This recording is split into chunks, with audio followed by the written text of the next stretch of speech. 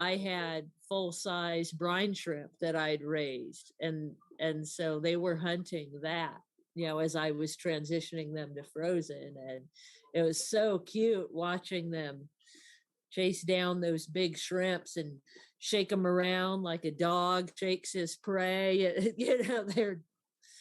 They're just like little any other hunter, just little seahorse hunters.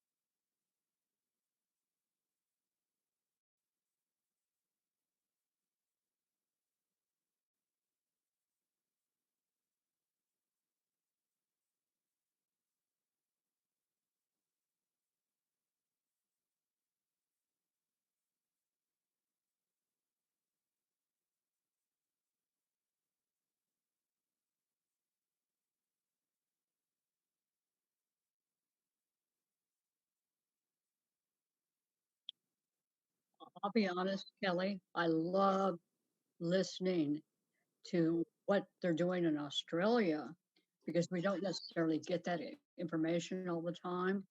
And with the breviceps, with what Chris is doing in terms of selective breeding, and just it makes perfect sense to me. But I'm glad to see that others are doing that as well. Now, yeah, it was a wonderful presentation from all of them.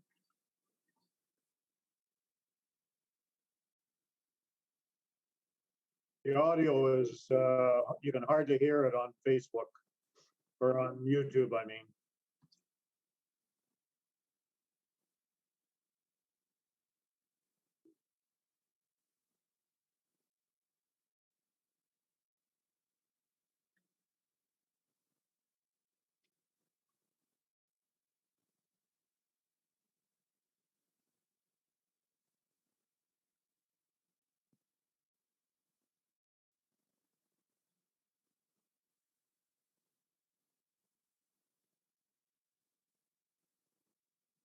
I'll mute this and go to YouTube and share.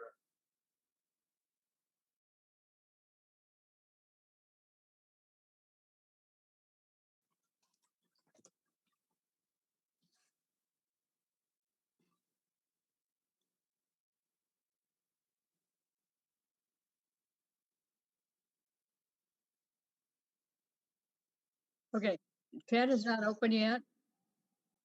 You want to see what happens when you do work with seahorse tanks?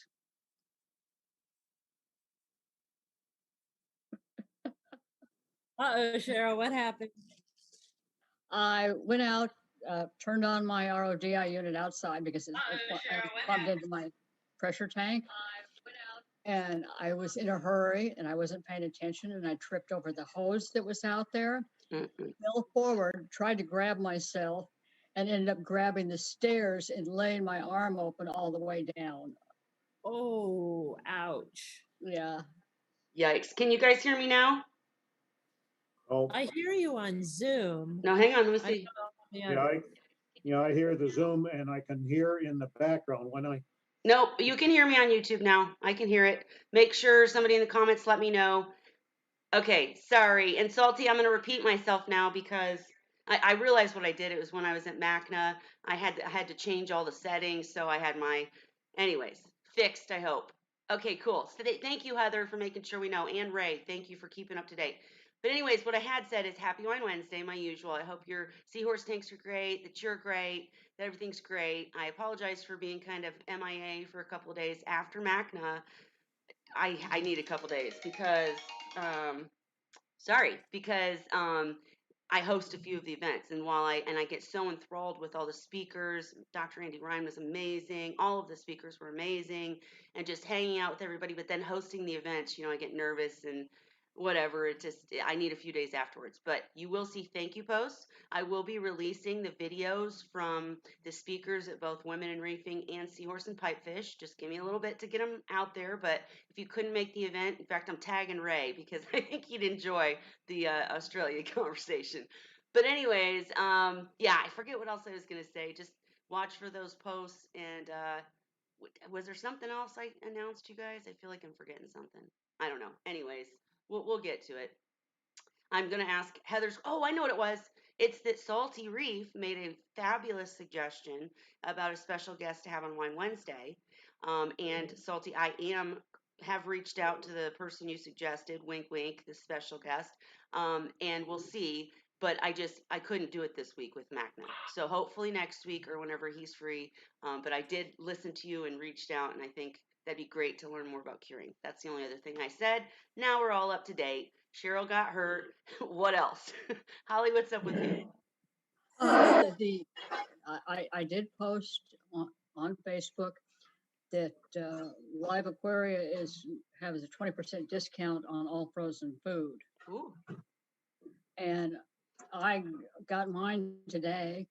It arrived thanks to FedEx. It was 4 hours late, but it was still frozen solid. nice.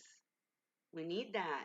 Yeah, you guys, I don't know if you saw, but I posted. I won $100 gift pack from Hikari. Like literally the prize, and it was from Macna. And the prize was, we want to know what you want. So now I get to actually hopefully talk to them, maybe get them on the show. But either way, I get to reach out and talk to them and make my own $100 pack. So pretty cool. And it might just be Cool. in there where we I can want get a them over prize here. from you. Huh? I'm excited about that. I want a prize from you. Yes, yes. Oh, and that's the only other announcement I do need to make. Anything. What was it? You won last year, Cheryl. Can't own. But no, I was gonna say too, if you did win a prize at the Seahorse and Pipefish event or at the Women in Reefing event, I thought I was really brilliant because last year it took so long to do the prizes. So this year I was like, just go. The person doesn't have to be here because the Women in Reefing event ended up going like 4.5 hours. We like to talk. And then the Seahorse and Pipefish event was hours too. So, and it was fabulous. But I didn't want to stick to that. You had to be there because that's not fair to someone who has kids or had to go. And so I just took pictures of the people that won. So if you want a prize at either of my event or either events I hosted, just give me a minute. Like I said, I need a few days after Macna, but I have reached out to Kevin and I'm making sure I have the correct email addresses or a way to contact the winners, and you will get your prizes. So just wanted to say that. But anyways, and Cheryl, you were saying you loved it, right? Hearing about the Australian folks? Yeah, she did. Yeah. Well, Holly, what's up with you? Well, so I've decided, and I was glad I did the Macna thing because I got to talk to a lot of experienced folks in the social, but I've been considering adding a bit of Xenia Mm-hmm. to my display tank with the seahorses in there. And I've decided to go ahead and do it. The ones at my local shop, he still hasn't fragged them. Mm-hmm. I call and I asked about them over a week ago, and they're sitting in there, yeah, tons of it. So I I told the lady I'm friends with there that I see every time I go in. I said tell him he should just give me some. So, Yeah. so I have tons of it, and I mean, and it's from what I hear, it's something that most aquarium folks just give away because it can take over a tank, and I just want a little bit. So anyway, I'm going to stop in tomorrow while I'm in town and just see if I can't get her, to give me a little bit for cheap. I'm like, come on. Why do they just give it away? I made a lot of money with that stuff. That and Green Star polyps. Well, because the a lot of the aquarists that were in Mackinac have had so much of it that you can't get rid of it because it takes over their tanks. And I guess it's like a really common, easy to take care of one. Yeah. Right. No, So for it's me, where there's no other aquarists, there's nobody here that's going to give me any, right? and But I guess and the Xenia people does that are not. in these groups, they trade it around Right, for, right. and it's everywhere. But But and I'm not also in a group. I'll say too, like she just said, if you don't have somebody local, it's really hard to ship. Mm-hmm. Consulti, do you agree with that? Yeah. That Xenia is hard. I think he was talking about that last week. And no, Ray, I love Xenia. I love Green Star polyps. Um, the reason that all the really advanced reef guys don't care for them is because they can take over a tank, and when you've got a bunch of SPS, you kind of want to focus your nutrients and lighting and everything towards They're that. dandelion. But it's they're amazing for new hobbyists or for seahorse hobbyists. That's the only reason I don't have Xenia in my tank, honestly, is because I'm curious with Cheryl, because I can't buy it from my local stores because they all have Aptasia all over their tank, and I just don't trust that, right? But can Aptasia bring things in? How would you quarantine it, Cheryl? Or would you? Aptasia, first of all, do not want Aptasia in a seahorse tank. No. I meant to say Xenia. Would You you? meant Xenia. Yeah, how to Sorry. quarantine. The thing is, No Aptasia. I actually prefer, if I was going to go with something similar, I go with Symposium because it does grow slower. And it's a beautiful combination of blues and greens. It's very colorful and it's not as invasive as. True, but you're talking macro versus coral, right? Or macro versus softy, which The Symposium's a softie. Yeah, I was just say that's a coral, I think, because I read it when I was kind of looking into Xenia. I think they're very closely related, or They it's are. even a kind of Xenia, because I found it like they were talking like they were almost one and the same. Gotcha. They're lower growing, they're not as invasive. They grow more slowly. And I've seen rocks covered with Symposium, and they are absolutely beautiful. Yep, and that is a cool thing about Mackinac. I have to keep giving the shout out because I haven't done my thank you post yet. But what Holly said is true. You get to. It's amazing. Like you're sitting in a social, and when it's live, it's even better. But for people who can't make it live, this was an amazing event because you get to sit and ask Richard Ross something, or ask Andy Ryan, Dr. Andrew Ryan, sorry, or Kathy Leahy, who won the Masna Aquarist of the Year award, who's was the first to breed the clowns, or not clowns, angels, excuse me. And so, yeah, I just love that. I consider these people friends now, but it's because I've met them so many times at Mackinac. So really was nice to be able to ask questions like that one now, Holly. Yeah, and they're showing their labs and their tanks and like describing in detail how they do stuff. And somebody else will say, oh, well, I do it this. So you see, there's a lot of different ways of achieving the same results. So you kind of learn, what's doable for you. Well, what was on information shared. It's pretty cool. What was really funny, Holly, and I'm wondering if we don't see more people show up, maybe not tonight, but more people show up at Wine Wednesday, because you said you were exhausted. You understand me needing to take a few days because it's just so much, it's so cool and so much information, but then you're like, now I need to take a few days. Hang on, let me soak it in. But anyways, what I did. Friday night, I was up late. Paula and I were the last ones to leave. It was my 2 a.m. and her 4 a.m. Wow. And we just had a great chat. Of course, and Yeah, that's, I I mean, love meeting these people. It's great fun. Paula Carlson, Dallas Aquarium, she is my heart. I love that woman. She would help anybody with anything for sure, and she's so knowledgeable. But yeah, and that's what's not fair. Is you guys, when it's you guys is 2 a.m., it's what, my like 6 a.m. or something? I don't know. 5, But I think you're 3 hours, yeah, so you're 5 a.m. so And kind of she's in harder for me to Texas, hang. only 2 hours difference, but still. But what I was going to say is, I did manage to make it to the Monday. Kevin Erickson, Dr. Kevin Erickson, who runs MACNA and MASNA, decided to like do a free for all Monday Zoom meeting that wasn't, it was technically MACNA, but it was like a day that wasn't announced. So it was just on the MACNA page. And it was like, do you want to hang out some more?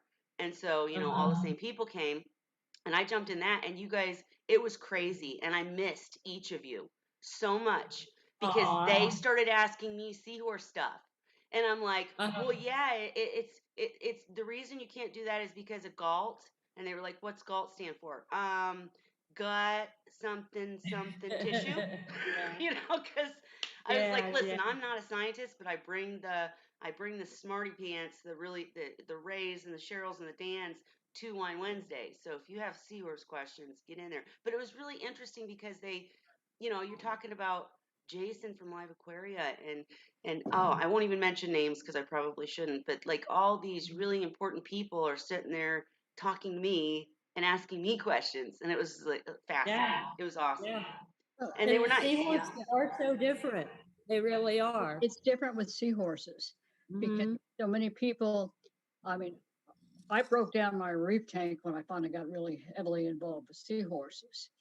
But most people start out with reef tanks, they start out with coral, and then their questions are, how do I keep? I got one today. A friend of mine uh, who's on the board of directors of the Marine Aquarists Association, uh, she she says, "Oh, you need to talk to Cheryl." And she sent me her phone number and how to reach her, and I've already been in contact with her. And she's already cycling a tank. Well, she obviously knows how to cycle a tank. So now I'm working with her on how to take care of seahorses Hmm. because of the temperature requirements, Hmm. etc. Hmm. And it's one of those things where we all come from different areas, different knowledge, and sharing this is what it's all about, in my opinion. Yep, Hmm. absolutely. And I did my best. I hope I did okay. And I did tell them, hey, if you want to follow up, come to Wine Wednesday because the smart people are there. But yeah, it was really cool. And I forgot what I was going to say. Something about, oh yeah, that's the question we got into really a lot of detail about was live versus dry rock. And I know before you guys jump in, I know that Seahorse people say use dry rock. Look, you're going to avoid so many mistakes, but the discussion surrounded, maybe just maybe some of the algae problems, some of the diatom problems, some of the problems we end up facing is because dry rock is just missing something. Like you can add bacteria to a tank now. You can add all these amino acids to a tank, but we're not Mother Nature. So maybe, just maybe, there's something in it while you want to avoid the pests and you don't want to bring the bad things in, there's probably good things that we miss out on because we don't have live rock in our tanks. So it's just a fascinating discussion. You can't have live rock, And I'll say this, I have live rock in my seahorse tank. and I did And my first, right? it's interesting because there's certain rocks that have grow algae less than other rocks do. Sure. And they have more of the purple coralline algae, and certain things do better on certain rocks. I can't tell you why, Well, I but can. It's kind of like when it gets going with the coralline algae and the other things that grow on the rock, it's almost like it outcompetes the green algae, like the algae you don't want at a right. certain. And Yeah, what I do, the what, bad what I algae that do, grows on rocks is typically, at least in the cases I have experienced with live rock, is that the rock is usually full of phosphate, which is why we need Salty Reef's special guest and maybe Salty Reef to come back here and talk more about curing and talk more about that kind of thing. Because in my reef, I had one rock that it was just forever before I figured out it's leaching phosphate. It's because it sat in some dank, dark place for a really long time and soaked up a bunch of phosphate. And so it was Yeah. leaching phosphate. And once I took it out and did some things with it, I never had problems again. And Holly, I'll say I had live rock in my first Seahorse tank too. And one of the suggestions they had, and we were just kind of batting ideas back and forth because they respected what I was saying. And, I was saying temperature, we don't want the pests. The pests kill seahorses quicker. They get stressed. They die, blah, blah, blah. The little starfish. I was telling them everything about the starfish eating holes in the sides. It was really fun. But one of the suggestions was, what about putting live rock in the sump? Mhm. And then, like, if you had, like, any snippy, crabby type of creatures that came in, they couldn't make it to the display through the pump. But then we were talking about aptasia and bristleworms. I said bristleworms are a big no-no. And I was like, but they couldn't get to the sump. And then John from Terra Reef said, yeah, well, they can because they let out spores and they They can can get make it. anywhere. But they had a fantastic idea, and I'd love to know Salty or anyone else in the audience or you guys' opinion. Jason said, well, what if you had live rock in the sump and you're getting all the benefit stuff up to the tank, but then you had one of those rollers? Because there have been conversations about those. I don't know if you've seen them. They look like toilet paper rolls, and they roll. And there's been conversation that those rollers take out too much, but we were just debating whether or not it would disallow spores Yeah, from going instead into of the the tank. filter sock, right? I saw Right. those Yeah. somewhere. Yeah. And I have to It's say with different. my live rock, I don't have really a pest problem right now. Honestly, when I got rid of the coarse sand and went for the fine sand, I the bristleworms are net close to gone. I see Nice. one rarely, but never in the sand. They're in the rock. Maybe I'll see one or two now and then, not like a lot. And I never see aptasia. And I Nice. do have 3 peppermint shrimp, so I Yeah, don't that's know if maybe they're eating them yes. before they do anything. That's But how the that's how I live control rock my I've tank had is a long time. I control my tank from aptasia because I had an infestation at one point and I used peppermint shrimp. But Salty, I'm just giving you a wink wink here. That's what we need. We need somebody like you to get in live rock from maybe Walt Smith or something really awesome like that, some really good live rock. And then, cure it, get and I know curing doesn't actually get rid of all the pests, but maybe quarantine and sell that stuff. Oh yeah. Oh yeah. Well, what you can do is you can take dry rock, and I always keep what I call my rock tank. And basically, the rock starts out, has been bleached, sterilized, and basically pretty much killed off everything. But then you can cycle it in a separate tank Right. and then move it without the pests problems. Right, right, That's right. No, and I know that's exactly what I was telling them, Cheryl, but the discussion surrounded what if, just a what if, because you see, like they were talking more about reef tanks versus seahorse tanks, but they were yeah. talking about the fact that the old school people always use live rock. Now that this, dry rock is a thing, you cycle it, you use the bottle bacteria, this, that, and the other, or ammonia, whatever. And they were talking about now you see all these people that are doing that in a reef tank having all these problems, like that they never used to have with all this not Well, just because algae, but and so the question is, what if there is something in the biodiversity, in the microfauna, in the whatever that's within a live rock that you just can't get if you are doing it in a sterile condition and cycling yourself? it's yeah that's an interesting one because I know a lot of people, a lot of reefers, they use live rock all the time. Yeah. The problem with the seahorses is there's so many things potentially in live rock, from crabs to aptasia, nymphs, stuff like that that can pop up that are still alive that can kill seahorses. Right. And that's where it becomes kind of a conundrum as to what is the best way to do it. I wish you had been at the Monday thing because it was just a fascinating conversation, and you're absolutely, that's what you're saying is exactly what I said, and that's kind of what we were discussing. Is let's figure out, is there a way? Ray, did you ever use live rock in any tanks? In all my reef tanks, I used it every tank until I started Seahorses. Exactly. And I used it in my first Seahorse tank.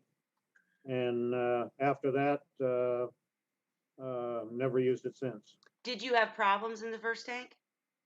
Yes, Oh yeah, like what? well, I lost the Seahorses fast. Oh, well, okay, that's a big problem. I hear ya. I must have just gotten lucky because I was telling the people there, my first Seahorse tank, I don't mean to like keep bringing it up, but the one with all the macros that was in the Reef Hobbyist magazine, it was live rock. It was live rock and macros, and my Seahorses lived for years. I did end up upgrading, but it's not because I was losing Seahorses or having problems with them. It's because it was becoming overrun. I couldn't take care of it fast enough. Like the macros were Yeah. growing so fast and everything was just growing so fast. I needed more room is the bottom line. So it was interesting that was lucky, I guess, or had really hardy Seahorse. They were from Seahorse source, so Well, it's one of those things. When I first started raising fry, one of the first things I did is bought the macro. Well, I added macro to the sump. Well, the next thing I know, I've got hydroids everywhere. Oh yeah. Oh yeah. Yep. And it's one of those things you've got to pay attention to what's coming in. Another one, I bought some live rock very early on, and all of a sudden I see this very large crab Yep. hiding in a box in a seahorse tank. Yeah. Which would have killed the seahorse if I hadn't removed him. He went into my reef tank. Sure, of course. And no, you're making valid points. And that's what John from Terra Reef was wanting. He was not wanting. I'm not at all saying he was wanting, but he was talking about maybe someday he was thinking maybe someday he would do seahorses because in his refugium, he had I mean in well, let me finish the whole sentence. In his refugium, he has live mysids, copepods, all those things galore, but unfortunately, there probably are bristleworms and all that stuff. And I was like, we got to find a way. And I was thinking about the fact that Dan said that he's had people put seahorses in more reef-like situations and succeed because it was based on water volume. So there's a big difference if you're talking about a 30-gallon tank with two seahorses, there are different rules versus if you have a 500-gallon tank, you know what I mean? Yeah. So, and just, I don't know. If next time he comes, I haven't spoke to him this week, but next time he comes, we'll have to ask him about that. But it was so fun to talk to them and just really cool. Well, it's like, why would a seahorse try to snick a bristleworm? Probably because the seahorse is hungry. They probably would avoid it normally. But I have seen seahorses with spicules in their snouts that other people have had that try to snick a bristleworm. Yep. Well, I told the story of watching my big, huge female that gave me 90% of the fry that I've ever had. She was my main breeder. I watched her go after a piece of food, and I didn't see it until she was snicking it, and she literally tried to snick it out of the arms of an Aptasia. And that thing stung her face, and she flew across the tank. Like, literally, I say jumped back. Seahorses can't jump. Yeah. But that's what it looked like. She went poosh, and she lived and she was fine, but I think that's because she was so hardy and old and, and mature and hardy.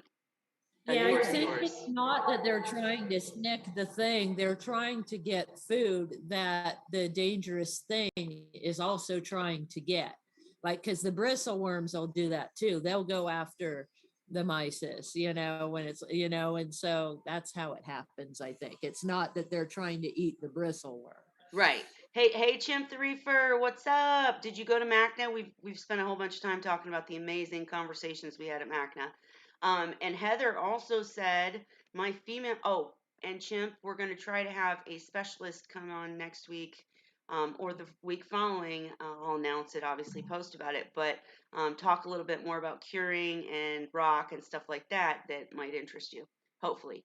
But Heather said, my female snicked a bristle. It got stuck and had to be removed with tweezers. Luckily, she was okay, but it was scary. And that's the thing, we make this such a big deal because if someone new, a new seahorse keeper, has an issue like this, number one, they're going to freak out, which will, the seahorse is going to freak out. If it's newer seahorses, I think that makes a difference. Don't you guys?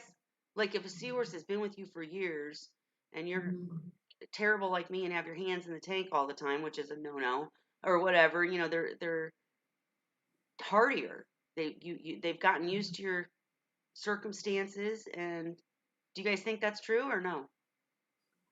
I think it Kind of depends do. on the seahorses. Mm, One of the things that we're looking at is keep in mind most of what we buy anymore are captive bred, so that they have no prior experience in terms of being in a hostile environment like the ocean.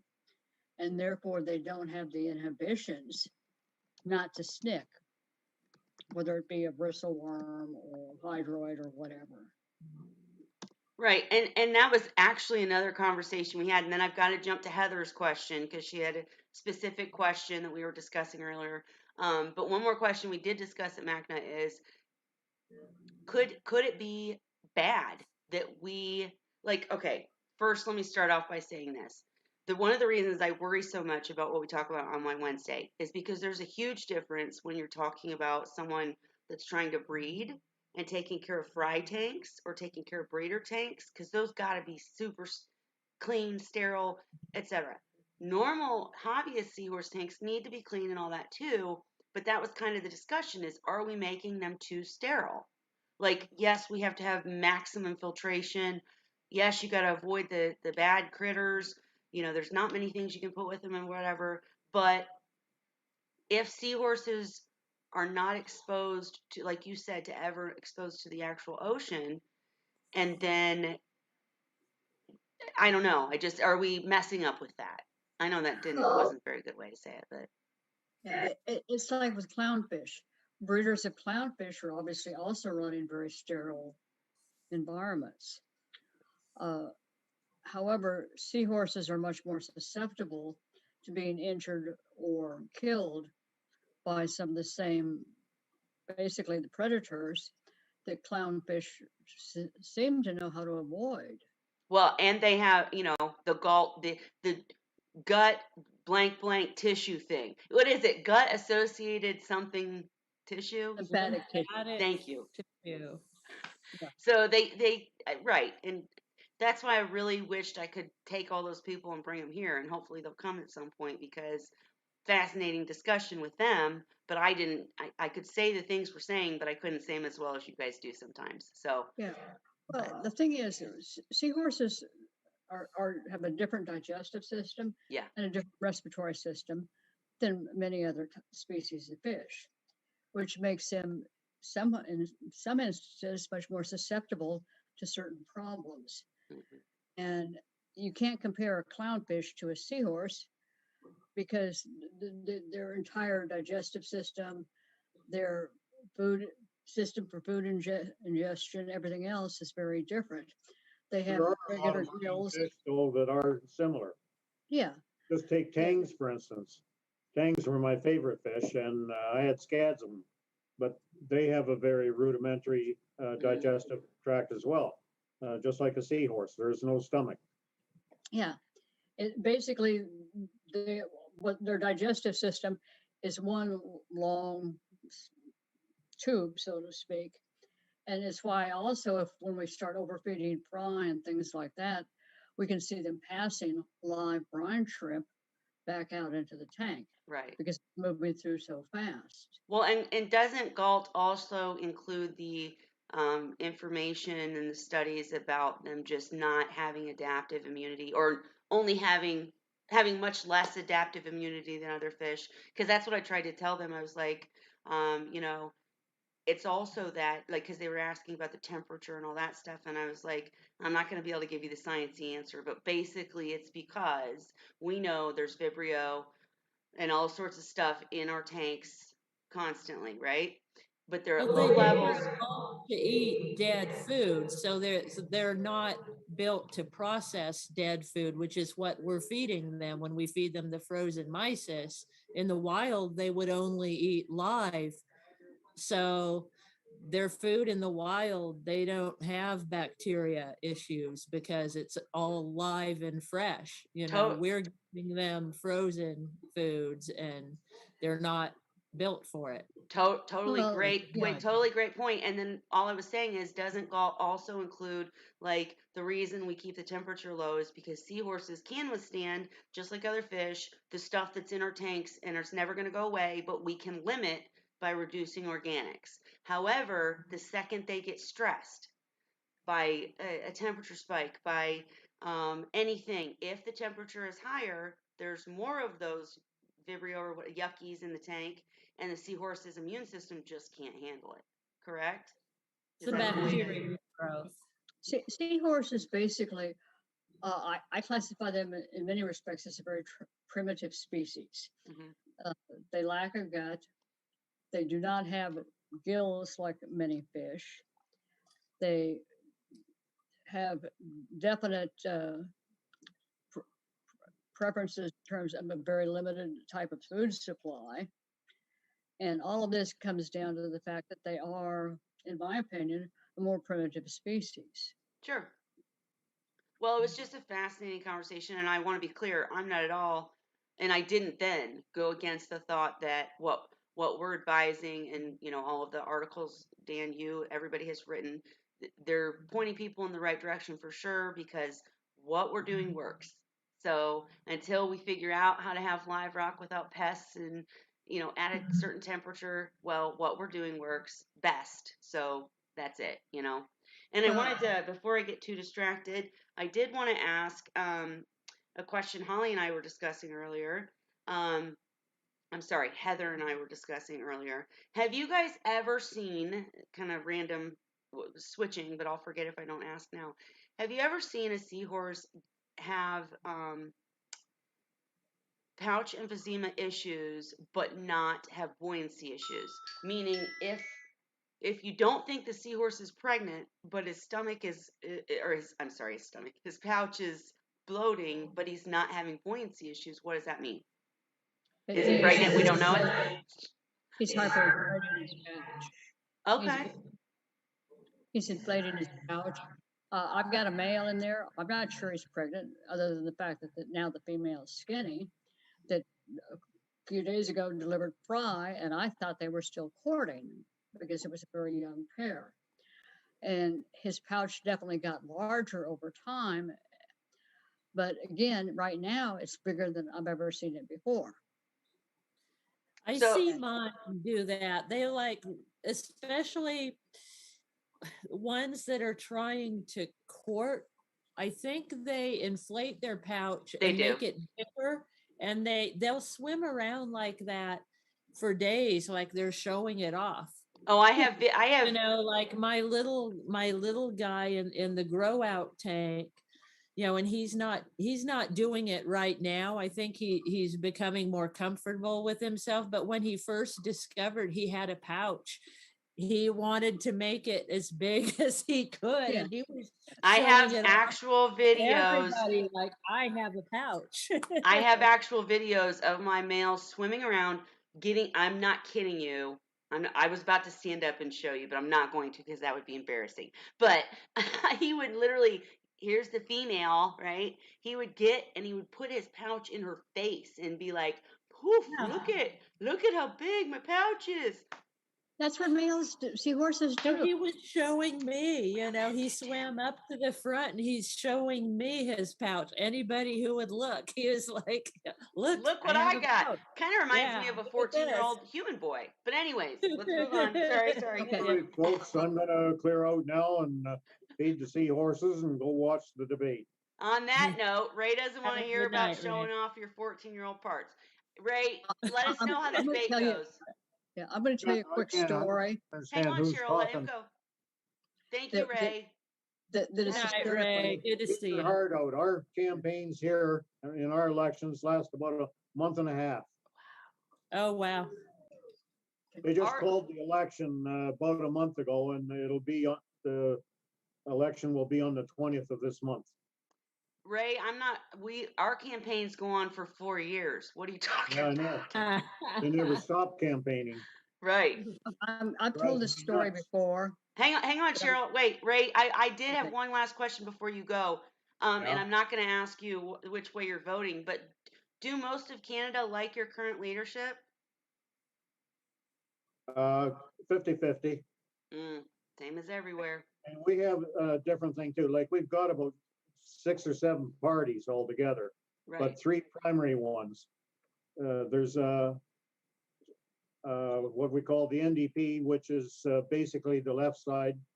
We have the Liberals, which are supposed to be in the middle, but they tend to drift to the left. Then we have the Conservatives that normally are a little bit right of center or extremely right of center, like your GOP.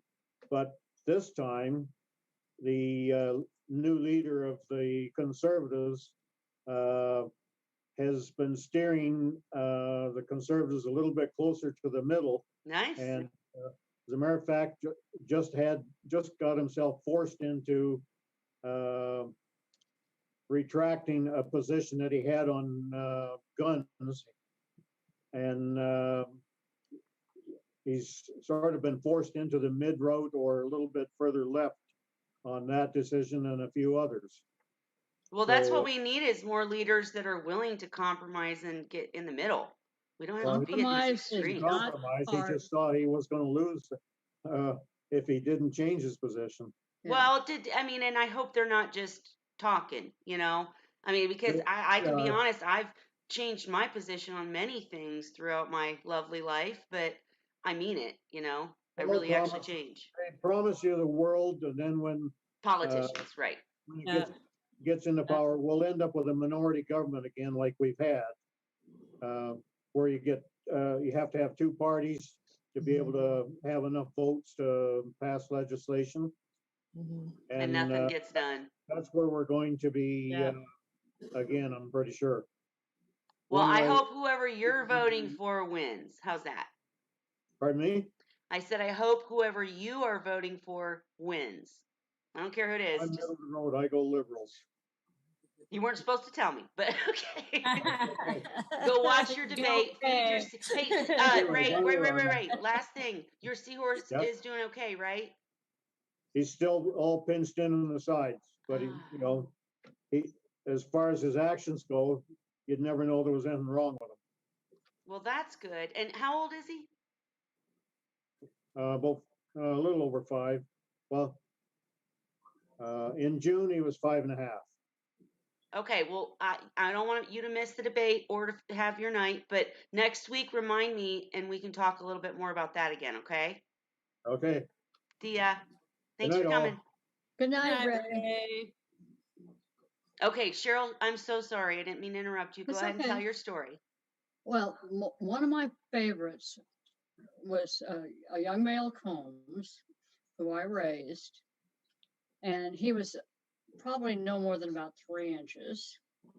And he somehow figured out how to turn his pouch. Now, he was basically yellow, but his pouch, he would turn red. Nice. That's awesome. I mean, they can do these incredible things. Did she freeze? I think so. So Aw. while she's frozen, I'll say my little male, when he was showing off his pouch, he would keep it a different color from his body. Yeah. Cheryl, Well, you got frozen. Were you trying to say anything else? Sorry. Well, he grabs her with his tail and is dragging her in circles. And she finally broke off several times and swam off and came back because she was very intrigued with his pouch.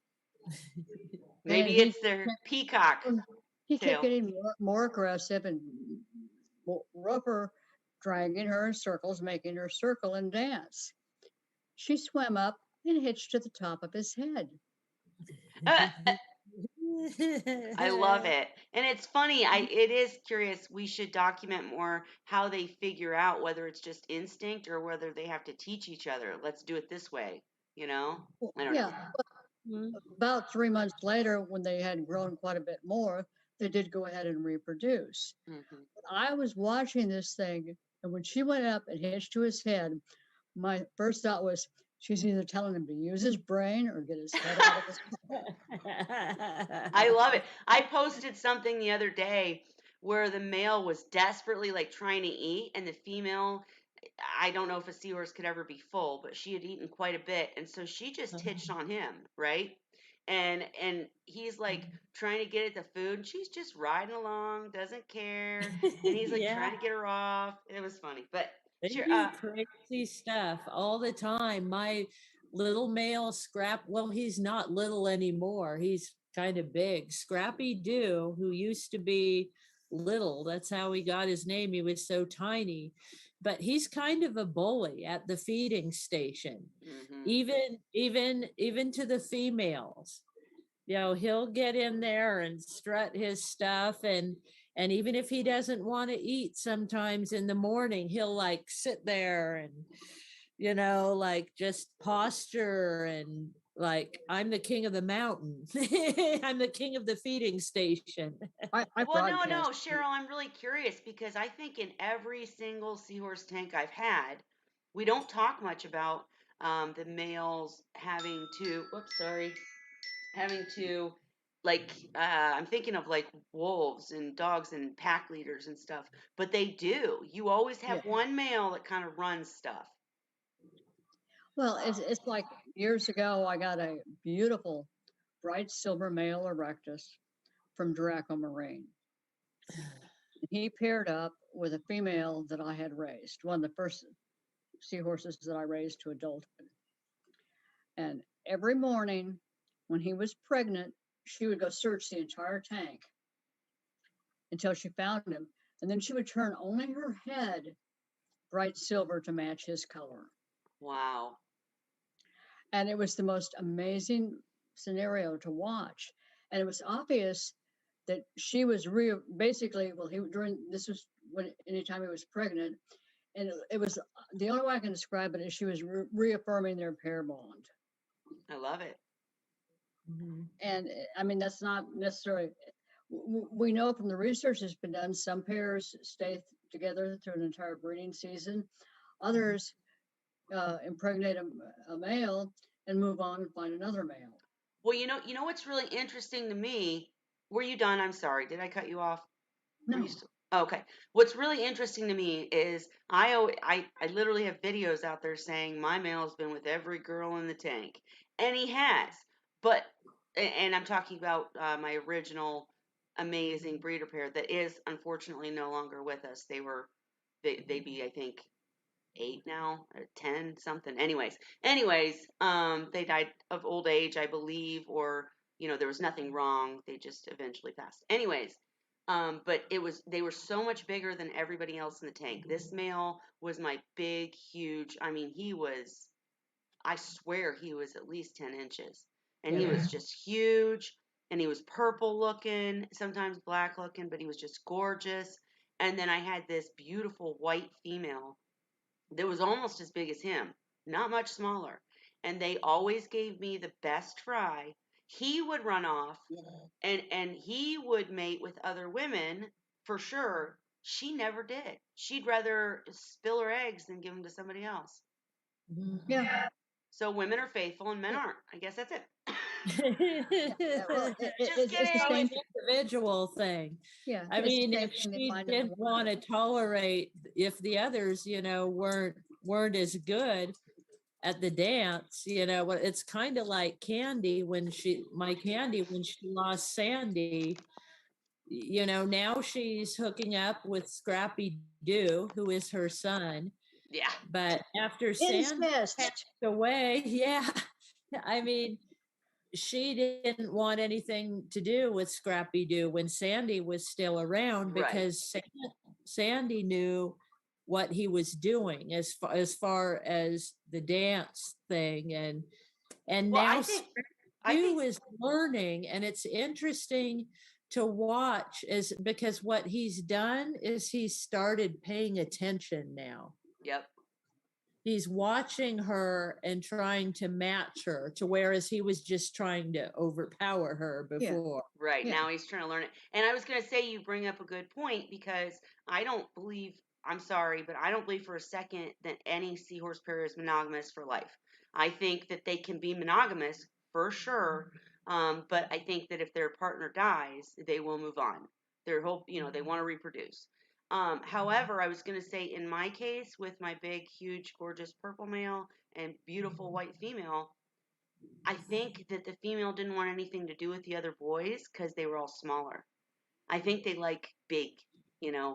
I think if you're looking at an instinctual level, they're looking for who can give them the best fry. There was a research study done on that in Australia several years ago, and they found that typically the females would choose the largest male, and they may Alpha. stay with that male for an entire breeding season. However, they also found other instances where females would mate with a male, take off, rehydrate eggs, and pick a smaller male. So it seems to be very diverse in terms of who they choose to mate with.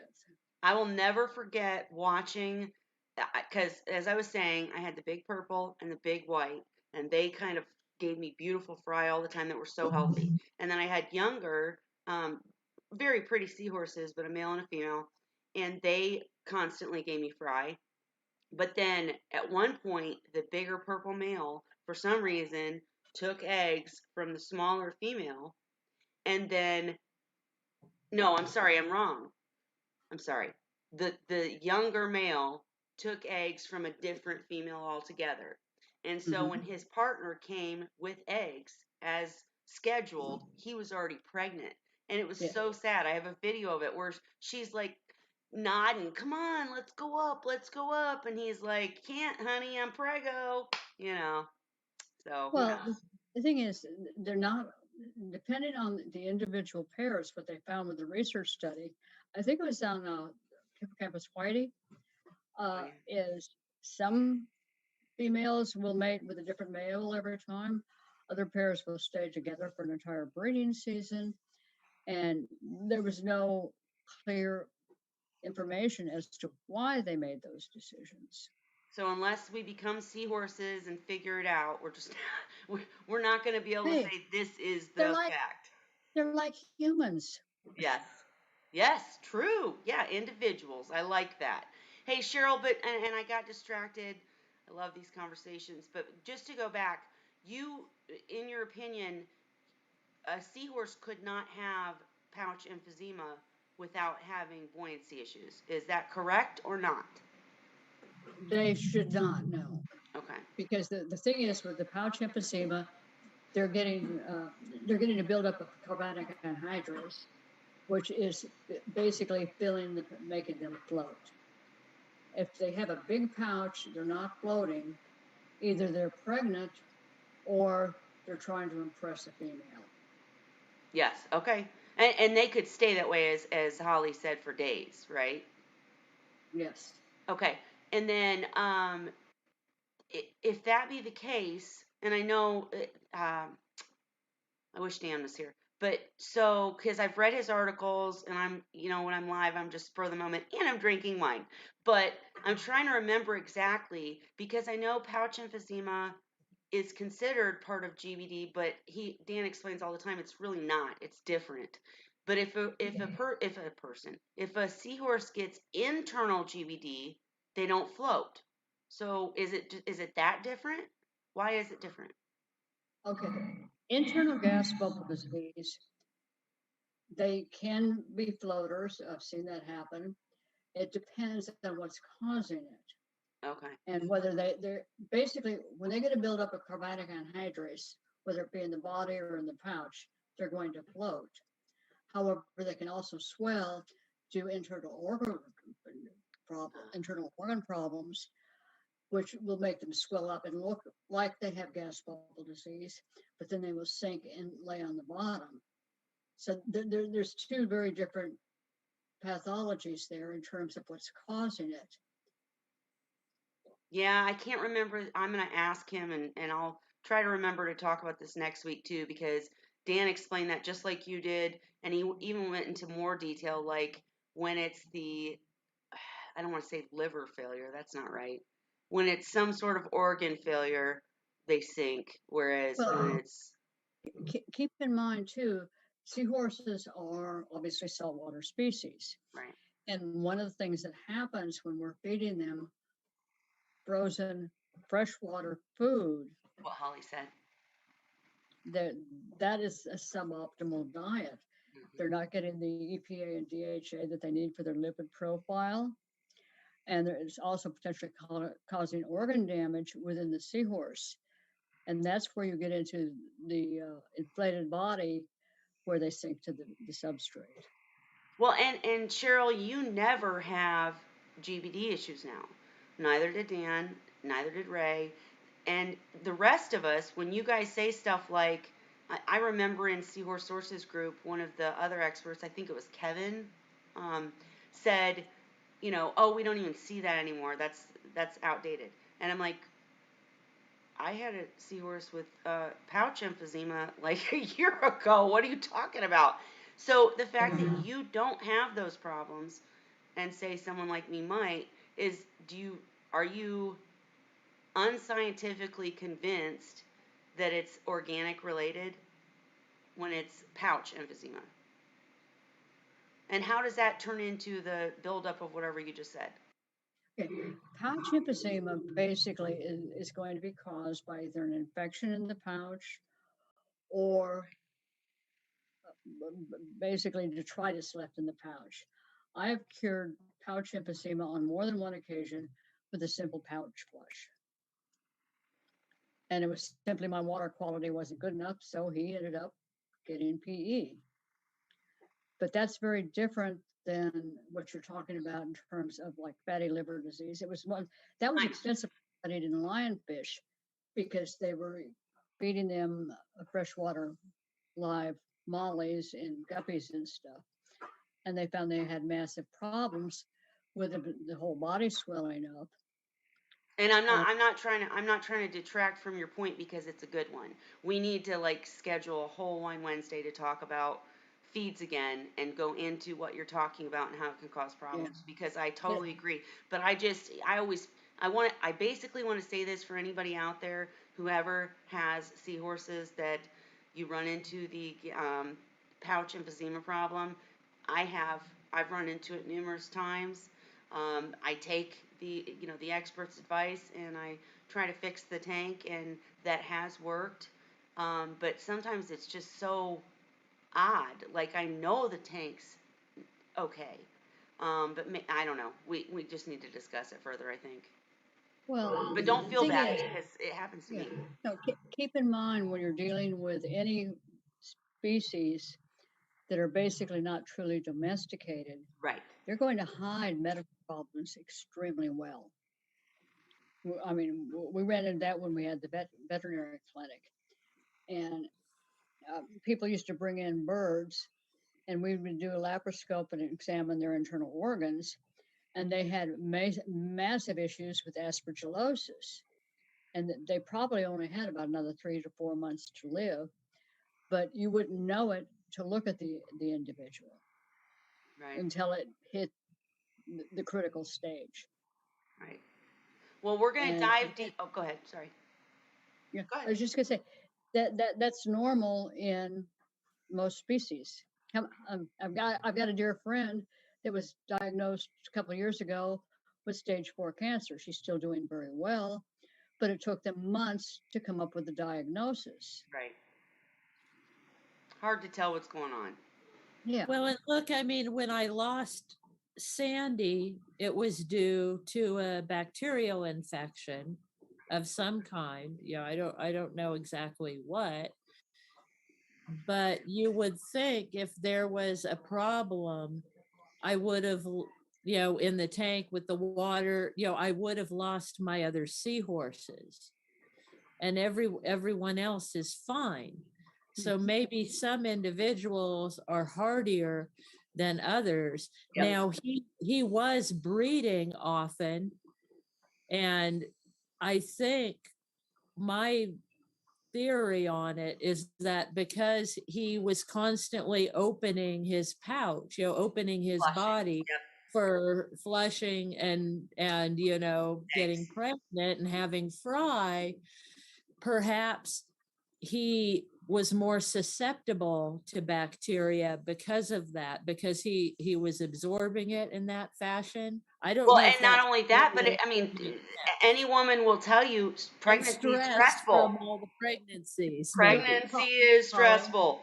Yeah. yeah, Holly, keep in mind, one of the things that happens when a male seahorse becomes pregnant is he's using his own lipid reserve and amino acids, not only to sustain the embryos, but to grow the fry. That takes a huge toll on a male if he's A, not has other problems, or B, your water quality isn't where it needs to be. And it makes them significantly more susceptible then to Problem. basically the death. And Hey, I I'm wanna. not saying you did something wrong. I'm just saying that you have to look at if he delivered several broods. I mean, I have actually on more than one occasion separated a male and a female because they were going at it way too long, too strong, too many times back to back. And I said, you guys are getting cut off. You're killing your man for sure. You're And killing yourselves. I'm gonna veer real quick because I want to make sure I don't forget to say this. One thing that's really important as you watch these Wine Wednesdays, we welcome you here. We welcome your questions. We want to answer your questions, and we hope these discussions help you. But it's really, really so I can't say it more stressfully. It's so important that you actually ask the question in here and let us talk to you and ask more questions to really diagnose, or go to Seahorse Sources group where you can ask the question and have share all of us and Dan also, ask you more questions, because it's really easy to say, oh, my seahorse looks like this. They said on Wine Wednesday that that means that, and so I need to do this. And I tell you that's a mistake, because here's my announcement for today, and also just letting you guys know what's up and proving my point, is that last week I talked a lot about my orange seahorses from Ocean Rider that they stopped eating. And Ray was like, put them in a hospital tank. And Cheryl was like walking me through what's wrong with my skimmer. Could that be the problem? Why I need to do bigger water changes. And then everybody said, why are you even using a UV? Do you know what I figured out? And I know I'm right, because I did remove the orange seahorses. I put them in a hospital tank. They were still picky and bitchy for like a day. And then they did start eating again. I turned off the UV sterilizer. I fixed the skimmer. So I guess I can't tell which one of those things was really the problem. And I also did a massive water change. But after like a day or two of them eating, I had Macna coming up especially too. I put them back in the tank with no UV and the skimmer working properly, and they've been fine since. And do you know what? Listen, I truly believe I have figured out the problem. I It figured sounded like a skimmer problem. it UVs, could be. Wait, you're not going to wait. see It that. could be, but I truly think it was the UV, because here's the thing. Okay, this is a pond rated UV. Okay, and so I had it originally plumbed wrong, where it was like, okay, it was coming from the pump, and then it was teeing off, and half the water was going straight up to the tank, and the other half was going into the UV and then back into the sump. Okay, so no UV water went straight to the tank. When I said, well, that's stupid, that's silly, I watched a BRS video or whatever, and so I replumbed it to go from the pump to the UV to the tank. Guess what happened? And I didn't even realize, like, it's those little things you don't even, the temperature, it was heating up the water. It was warmer water, and I'm telling you, so they're better, thank God. But it's the reason I'm saying all this is, number one, I hope you guys are glad that they're okay, but also because if you don't get into the details, if you just say my seahorses aren't eating, then, anybody on Facebook can say, go put them in formalin or go Yeah. put them in, Yeah. It's some not always medication. that.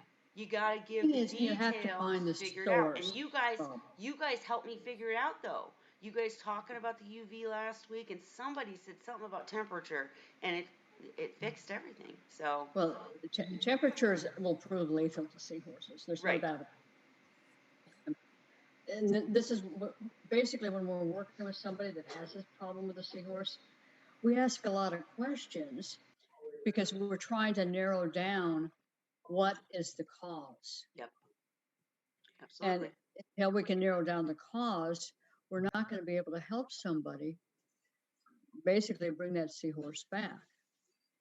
Dan talks And about it when he was a triage or a ambulance guy. He was like, if you don't find out all the details, you could give somebody some really bad well, medication or Mhm. oh, Dan and I both used to work as paramedics. right. That's yeah. So we're used to doing the triage involved with ascertaining what we need to do to keep this individual alive. That's And why I'm so, sorry. Go ahead. yeah, it's why I know I probably really upset some people when I start asking 50 gazillion questions. But until I understand what's going on, I can't help you. Right. And if I had thrown my seahorses in medication, God knows what would have happened. They literally just needed the temperature load and to, me to clean the tank up a bit, get the skimmer working and get that UV out of there, and they're fine. They didn't need Yep. medicine. So thank you. That's why I appreciate so much that you guys take the time to come to Wine Wednesday and help people. If you guys ever have a question, you guys in the audience, these people are great, and we're all here to help you. So come and ask, and if we don't get to it one week, we'll get to it another. And also just to say what a valuable resource that Seahorse Sources Group is, for sure. Yeah, well, Dan has been at this for years, and he really knows what he's doing. So And do you. well, I've learned a lot from Dan. I'll tell you that up front. We've been friends for a number of years, and it's one of those things where temperature can prove fatal to seahorses. Well, And I'm very glad of, that Ray told me also to make sure that I lower the temp slowly. You don't take them out of a bad environment and throw them in a really clean one because that's worse. Or really, I'll be honest, I have thermometers in every one of my tanks. And first thing I do every morning is double check the thermometers, and I double check the temperature every evening before I go to bed. And my temperatures, well, they're going to start fluctuating now that we're starting to cool off. They're going to start dropping, so it's not going to be as critical. But during the summer months, when it's 95 degrees outside, Right. even with AC running and everything else, I run cooling fans on all my tanks. Well, 4-mount cooling fans for just that reason. right. And with this I tank, have multiple temperature gauges because I don't trust you. One could be wrong. I have the little digital ones with the probe that goes in the water in the tank. I have the chillers and heaters all display the temperature on them. yep. Mhm. And then I have a gun, an infrared gun that I can carry around. And if they're all real super close to each other within a point something, I know that's the temperature of the water. But if you get two completely different readings, you know something's wrong. Well, This in, is in why my I case, have like in my 15. case, it's not an excuse. I'm doing an admission here, but I got complacent, because with this 65 gallon that I put, it's huge, and I mean, it's not that huge, but with the sump, it's nicely big, and they were small, and I'm like, I don't have any problems, and so when I replumbed the thing and I messed up the skimmer and all this stuff, I was fixing those things, but I didn't even think about getting a temperature gauge because I know that for years I can use the central air to control the temperature in these tanks. But the second that I replumbed the UV to go directly to the tank, You had it was equipment warming up that the was water. heating it. Yeah, yeah. No, and that's the thing. I think, well, we get complacent. I mean, I do it too because everything can be so automated and digital, and you trust these things. Like my chiller is brand new and it displays the temperature right on it, and it hasn't been wrong since I got it. But Check it every day. who's to say that all of a sudden, something could happen and it's Yeah. wrong.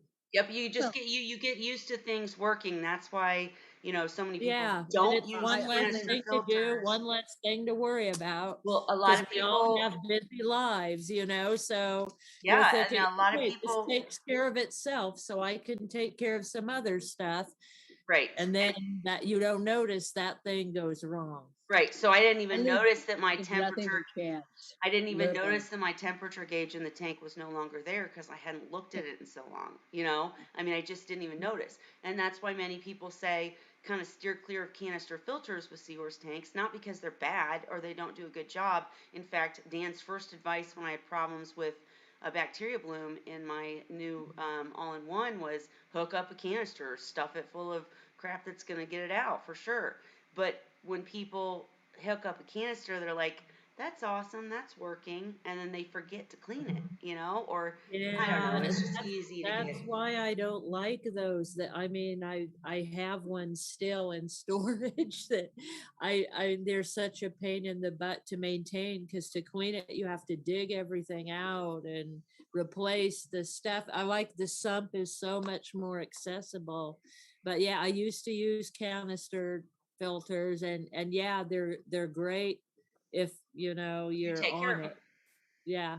Well, Yeah, as long as guys, you I'm take going care. to put it We're to you not this we're way. not saying that canister filters are bad, folks. We're just No, saying you got to take they're care a of it. pain in the butt. Yeah. That's what I'll say about them. They're a pain in the butt. That's why I don't like them. I'm going to Well, put it and to I you this realized way. that too on my 40. Maybe that's why I was having bacteria problems too, is Yeah. because there was a UV sterilizer in the canister. It was one of Um, those suns that has the UV down the middle. Mm-mm-mm. Anyways, go ahead, Cheryl. I'm gonna have to call this soon, well, but go ahead. okay. What I was going to say, and I don't think most people go to the extremes I do. Every Nobody time does, I Cheryl, make, but go ahead. every time I make ROD, before I ever use it, I test it. I'm looking for ammonia, uh, simply because I'm on a well and there's no chlorination in it. So I'm more prone to ammonia. So if I get any kind of ammonia reading, it gets bleached. Once it's bleached and it's cleared, because I test it again, then I go back in, you see Kim safe, test it again to make sure I have no chlorine in there. Then I go back in and buffer it and test it again. That's done on a daily basis.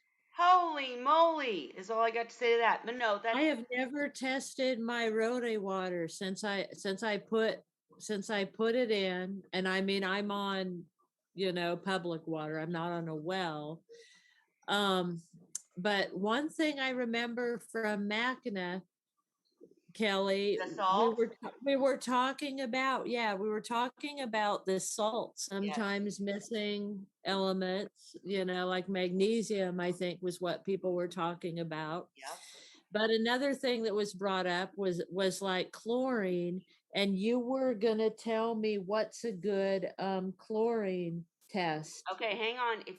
for aquarium water. If you guys can carry on a conversation, I'm gonna go see if I can grab the little test kit that Dan advised me to buy, and I'll bring it to you and show you because I don't know the name. Yeah.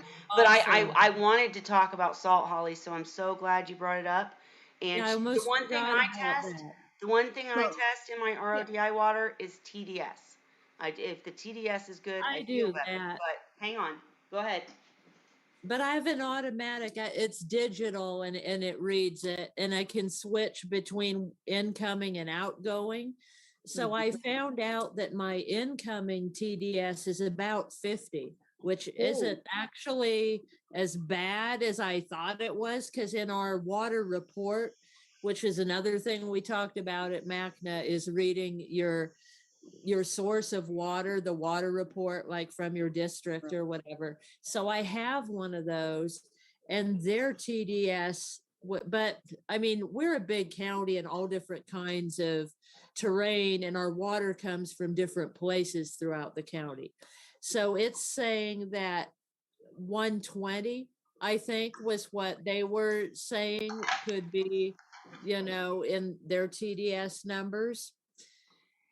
Wait, And you said you go for so 120? Go ahead. the Is your water chlorinated, Holly? Since you're on public water. well, it's interesting because I've been told it's chloramines. However, on the water report, it says chlorine. Hmm. Now, what's interesting though is the source of my water is different from other parts of the county.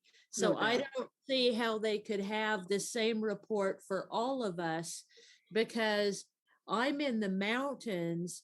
My water doesn't come through agriculture areas, whereas some of the water in the county does. Mine comes from underground streams. So when we had a local fish store before it burned down, the guy that worked there that had been a saltwater aquarist for a long time, and that's where I got my live rock from, said our water is not bad where I live. He said our water here is actually pretty good compared to most water for aquariums. But what my concern is if Mhm, you are in a public water supply, they mhm, normally add chlorine mhm. to sanitize it. And Yeah. as such, even a minute amount being Mhm, added to a saltwater seahorse tank mhm, cause you a lot of problems. And mhm. you would be better off than testing it and then using something like CChem Safe to neutralize it. Right. Mhm. The Well, and problem, see, that's what I did before the road eye. But I was told, and when I was in Macna, I asked the question because we were talking about road eye water, road eye, huh? road E, I don't know how you say it, but they said it removes chlorine. They Right. said It if you depends. have 5 stage, it should be removing chlorine. It So, because I depends was on the like, should I still use the stuff that I was using when I was using the regular water? You know There's what? an I'm active gonna say to you, I'm gonna say, and this isn't test for chlorine. maybe an admission, but I add a little teeny bit of prime to all new water. Maybe that's a yeah. bad thing, but I do it every time just in case because look, I got kids. I got people running around. I do put a cover on my water as it's, mixing the salt, but dust. I don't know. I Yeah, just I always cover all do a little. mine. But I I'd like to say, I mean, I have what I was using. It's it's a water conditioner, I guess, a water treatment that the when I met this guy set me up with. I've been using it ever since, and I've had the tanks now about 3 years, I mean, I think almost you're good exactly after 3 years. 3 years. Yeah. And so I just now started using the Rode water, right? Yeah. Right. Thing is, I would test that water because Mhm, there's two ways you're going to get rid of any chlorines or chloramines. One is if you're running a filtration system that's specifically designed, and those come out of Dow to remove chlorines and chlorine and chloramines. mhm. The other way is to simply neutralize it using a dechlorinator. Well, I Mhm. want I want to show you guys the kit that I use real quick, and I just want to say for anybody watching, listen, I feel you. You're probably thinking, "Holy crap, I got to buy another test kit. I got to buy more of this and that and the other." No, you don't. Well, No, No, no, at the no. serious. same Wait, guys, let me No. but finish. at Let the me finish. same Let me time, finish. I'm not freaked out because I've been doing this for 3 years with That's the what I was gonna same water say. and haven't had Thank you. issues. That's what I was So gonna say. Is if what's it's working not for that you, scary. if what's working for I'm talking to the audience now. If what's working for you is working, you're good. This is the only reason I have this kit is because number one, my water in my area, the TDS is like 438. It's insane. Okay, I have to replace filters on RODI systems constantly. I've used distilled sometimes if I'm not making water fast enough because my water's so bad. And at one point in the years that I've been doing Seahorses, I had a problem and I was working with Dan trying to figure it out. And he went through all the checklists and it was like we just couldn't figure it out. So he advised me to get this test kit just to see if this could be it. So please don't feel like you have to run out and do this. Not saying you do. Just showing you what I have, and I haven't used it. I literally, if you didn't hear me, I was going like this to wipe the dust off because I haven't used it in Well, forever. remember, I'm on Zoom, so I can't see it. So I know. tell me I'll what make it. sure I show you in there afterwards as soon as we're done. But this is it. Okay, I'm gonna open it up and show you in a moment. But it's called Clorox Pool and Spa, and it comes with. Let me not dump it all. Whoops. This kind of stuff. I'm not doing a very good job here. And I'll be really honest with you, I can't remember exactly. One's pH and one's chlorine. And it comes with this cool little thing that doesn't look very clean because I'm telling you, I haven't used it in a year. But it can test your levels of chlorine. It's for a pool. Pretty basic, pretty easy. The instructions are literally written right there on how to use it. And that's what I ended up getting and figured out that it wasn't even a problem and haven't used it since. But just showing you what I was using in case you were interested. Go ahead. It's called Clorox. What? I'll show What you as was the soon as we're name done. again? Okay. Mine's called Clorox Pool and Spa Deluxe Test Pool and Kit. Hey, It also says three-way when I get test kit. when I get any ammonia in my water, which can happen depending on the time of year because I'm on a private well, first thing I do is dump bleach in it to sterilize it. Then I have to go back through and basically dechlorinate it to remove the bleach. Then I have to go back in and then modify with the marine buffer to stabilize the pH. Oh, that sounds like a pain in the butt. Yes, I'm gonna say, Cheryl, you're I love amazing, you. well, no, this is why she never ever loses seahorses or ever has problems because she's amazing.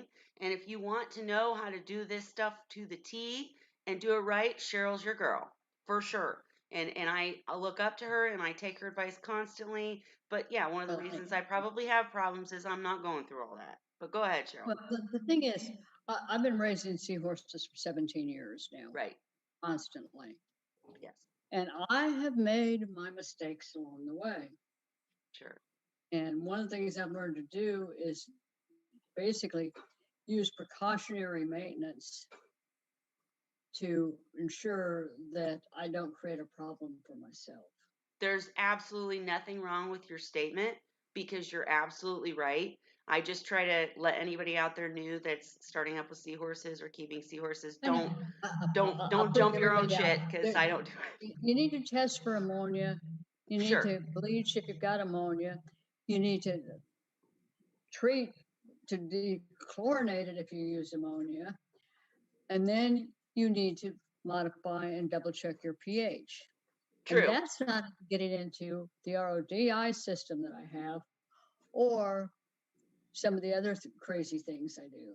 What do you guys think? I'm thinking maybe we should have Cheryl, even though she's so nice and comes every week. We should have Cheryl as a special guest one week to ask her a bunch of questions about her procedures and how she does things.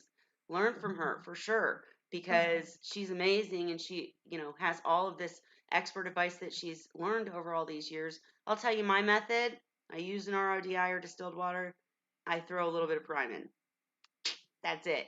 But I have problems now and then. I messed up I on don't the UV even use sterilizer. that prime. Right. The So thing is, I don't do that. I'm old school. And one of my favorites was the day Dan said, "What is your total water volume on your nursery systems?" And most people try to raise fry in 5 or 10 gallon tanks. right, I said, "Well, I don't know exactly, but it's somewhere between 60 and 65 gallons." right. And he goes, "No wonder you're raising seahorses." Right. Well, that's what I'm saying. If you guys want to see Cheryl as a special guest, comment, tell me, and we'll make sure that she can go. I just, guys, when we do Wine Wednesday, I always get not afraid, but I always get worried that we're going to The reason I play devil's advocate is because I don't want anybody to be scared away from keeping seahorses. You can do it very simply if you want to do it for longevity, and if you want to raise fry and things like that, you've got to do more. And Cheryl can share these things. But I just never want anybody to be like, oh, that seems way too hard. Seahorses are not hard. They're just different, No. and they And the require a thing is, specific you setting. learn as you go. Yes. And I started out very simple.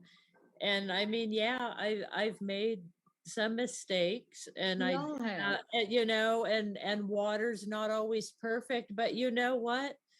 They survived. They made it through my mistakes, most of them. You know, I lost Sandy to that bacterial infection, Right. but everybody else was okay and still are. Mhm. So, you know, so I mean, you just learn as you go, and yeah, stuff happens, but that's how we all learn. And So, even the Well, Seahorse Whisperer learned yeah. from, well, we're all Seahorse Whisperers, but the one with the channel learned last week and the week before about how to fix my problem with the orange seahorses because it was the UV sterilizer. I'm convinced. And I got it from coming to Wine Wednesday and learning from the chat. And Chris, I see you. Hey, thank you again. I announced at the beginning of this that I would be putting out thank you posts and posting the panel sections of the events from MACNA very, very soon. So look for those. I just had to take a break after hosting them. But so Oh, Kelly, you appreciative don't that get you any came. breaks. No break. what's a break? Right? Okay, guys, I am gonna though make the 5-minute last call if there's anything you want to discuss. I hope we covered all questions today, and hopefully we'll have that Salty Reef special guest in a week or two, and we'll of course be back next week. But I've got like really early morning appointments and the wine's hitting. So 5 minutes. Anything else you guys I didn't let you share? Hey, Holly, you're doing a great job with your seahorse. Oh, thank you, Cheryl. You've been a huge help to me. Honestly, you've helped me with a lot of stuff. Well, thank you. But Yeah. that's one of the things is I learned very early on with from seahorse.org is we all learn from each other. Mm-hmm. And it's Mhm. one of those things where I wouldn't be doing the crazy things I do today if it hadn't been for things I learned on the org and from people like Dan and Mhm. some of my friends from overseas and stuff. So it's a community effort. And learning from people in Australia, like at MACNA. Oh yeah, yeah. Gotta No, advertise. and it was great for me being a part of that because the reef side, I started with seahorses. I'm not like some people that started with reef tanks and then moved to seahorses. I started with Guilty. seahorses, so I don't know as much about the corals and things like that. So lot of the MACNA people were such experts, Yeah. you know, and biologists with coral and other kinds of fish and things that, you know, I was learning a lot from them because in my display tank, since I have live rock in there Yeah. already, I kind of want to put some other things like that with the seahorses, but because I keep the seahorses at a lower temperature and lower salinity and lower light, I'm like, well, will the corals, which corals will be okay Right. with the way I'm taking care of the seahorses? It's, And it's I one of those things that learned a lot. yeah, you learn so much from other people that have done it. And uh, I remember first time I ever tried Zoes in a seahorse tank. And one of my seahorses,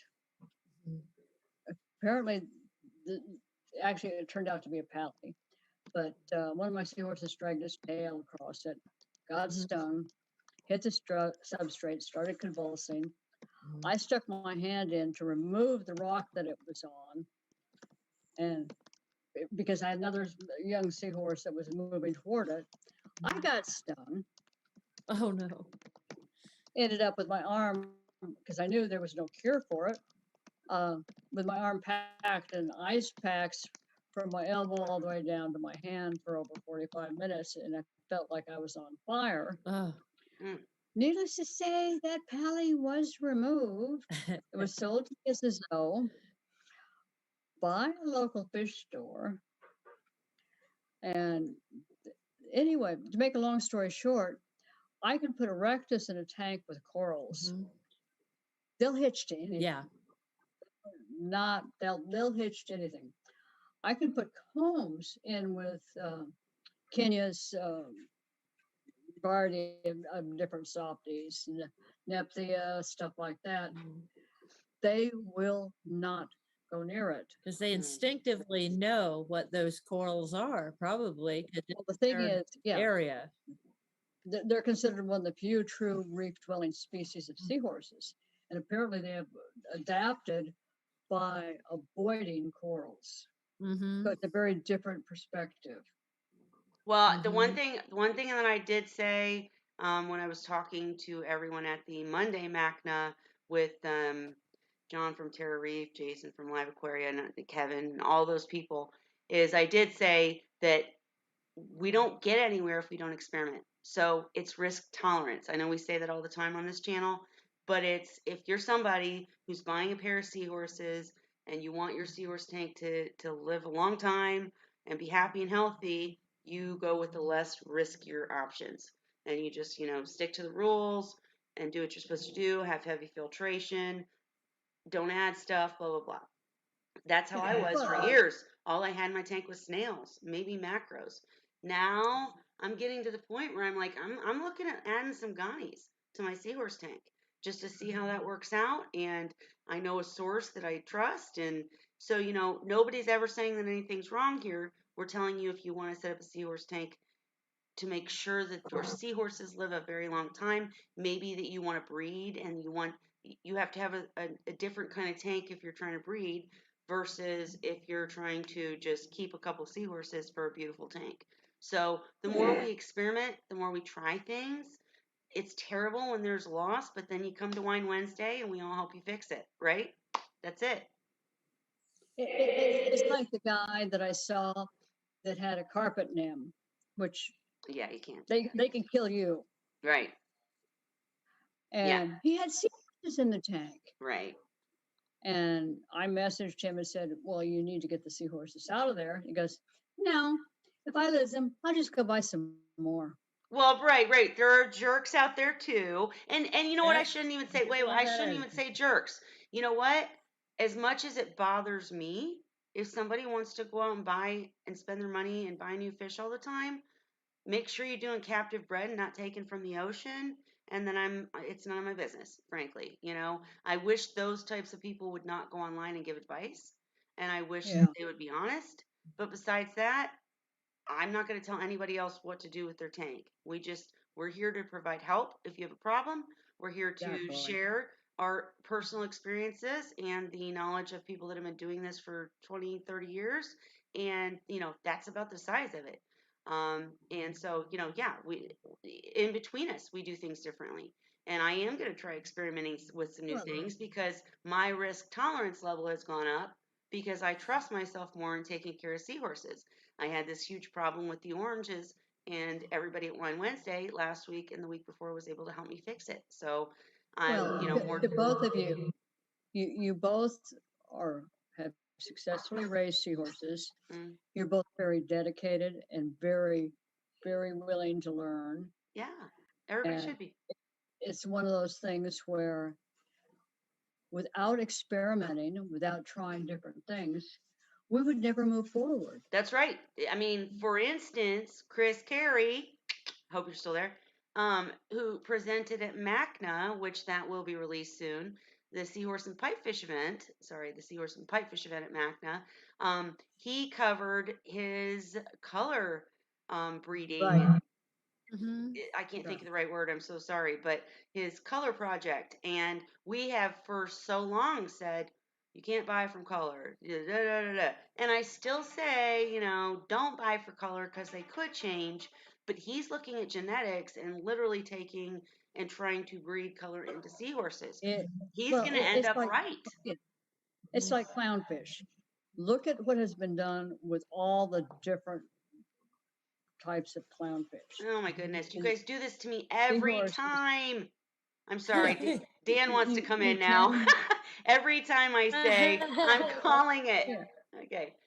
5 more minutes. you can genetically select for specific colors, which is what Chris was talking about the other night. And the thing is, it's not going to be 100%. You've got a seahorse, Kelly, that is pink. Yep. But they do clearly state in there that they can be different shades of pink, orange, yellow, etc. Yep. So they're very open about what the potential is. Yep. And I think that's the key. It's like mine, and I'm not sure. I finally took out the green hitch I had in that tank, moved in another orange one, and lo and behold, everybody's getting really, really yellow. Yeah, So, I believe you. I think that from now on, I'm not going to start drinking wine until 9:30 because y'all want to come in at 10. No, I'm just kidding. Welcome, Dan. How you doing? For me, guys. it's only 6:45 though. You got to remember that. How are you, Dan? we're supposed to be I'm drinking fine. something. I'm sorry I come in so late, but I just saw you guys were still on and I got freed up. So I'm totally just came in. teasing. I'm totally teasing. I always love when you come. And you guys, now you have to help me remember because I mentioned Dan like 25 times this night, and now I can't remember all the things I was saying I had to ask But him. hey, can we get a picture of Dan? A picture. Yeah, so you show up on the That would mean I'd have to put some clothes on. Oh, let's leave it a seahorse. Hey, Dan, real quick. I remember a couple of the questions we were discussing. And so I just want to ask you real quick before we dive into just chatting. So they were asking about, we were talking about chloramine and chloramine and chlorine and all that. And this is the test kit, I believe. Did you tell me to get this? Is that a pool test kit? Yes.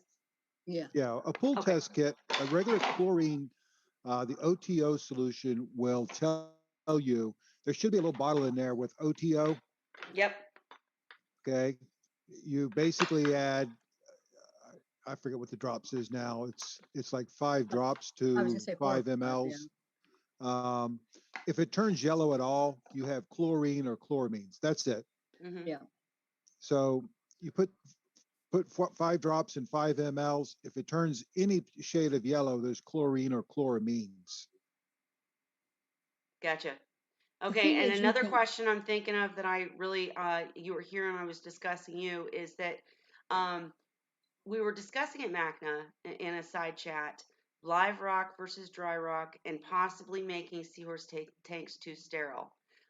Maybe that there's something in live rock that we have not figured out how to duplicate in, in human instead of mother nature, like the microfauna and etc. That's good instead of bad. And they kind of, as the discussion went on, a suggestion was made to put live rock in the sump where all the bad guys like bristleworms and crabs would be contained. And then John from Terra Reef said, yeah, but bristleworms can give off spores and they can end up in your tank. But using one of those micro rollers, the new technological, better than a sock kind of thing, to keep those spores out. Do you think that would be a thing? Do you think there's anything to the thought of we're making our seahorse tanks like we're messing up with dry rock because we're missing something, and in the salts that we use? I know, I love like you just came in to say hi and I'm like, No. I'm thinking through this for a minute. And I'm trying to rationalize this because as a breeder, commercial breeder, it's I different. had essentially sterile tanks. Yeah. None of my tanks had rock to begin with. Right. They all were very bare, if you will. Didn't have any of the stuff that you're talking about. And I had seahorses that lived for 10, 12 years. Yeah.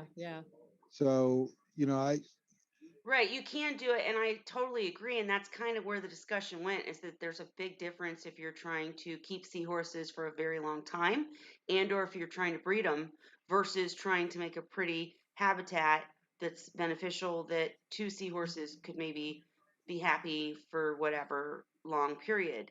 And I don't know, it was just an interesting discussion about There, what's missing in the salt and what we're missing in now our that you're tanks when we do bringing dry. that up, Kelly, that is something I kind of wanted to ask Dan about, because Go. some of the people that had been around for a long time in the hobby, mostly reef, were talking about occasionally getting batches of salt mix that were missing or low in trace elements, like specifically magnesium, I think was a big issue that they were finding in some of the salt But would mixes. that affect Have you seahorses? ever had that happen though, Dan? I mean, how common I, is that? well, first of all, I don't test for magnesium.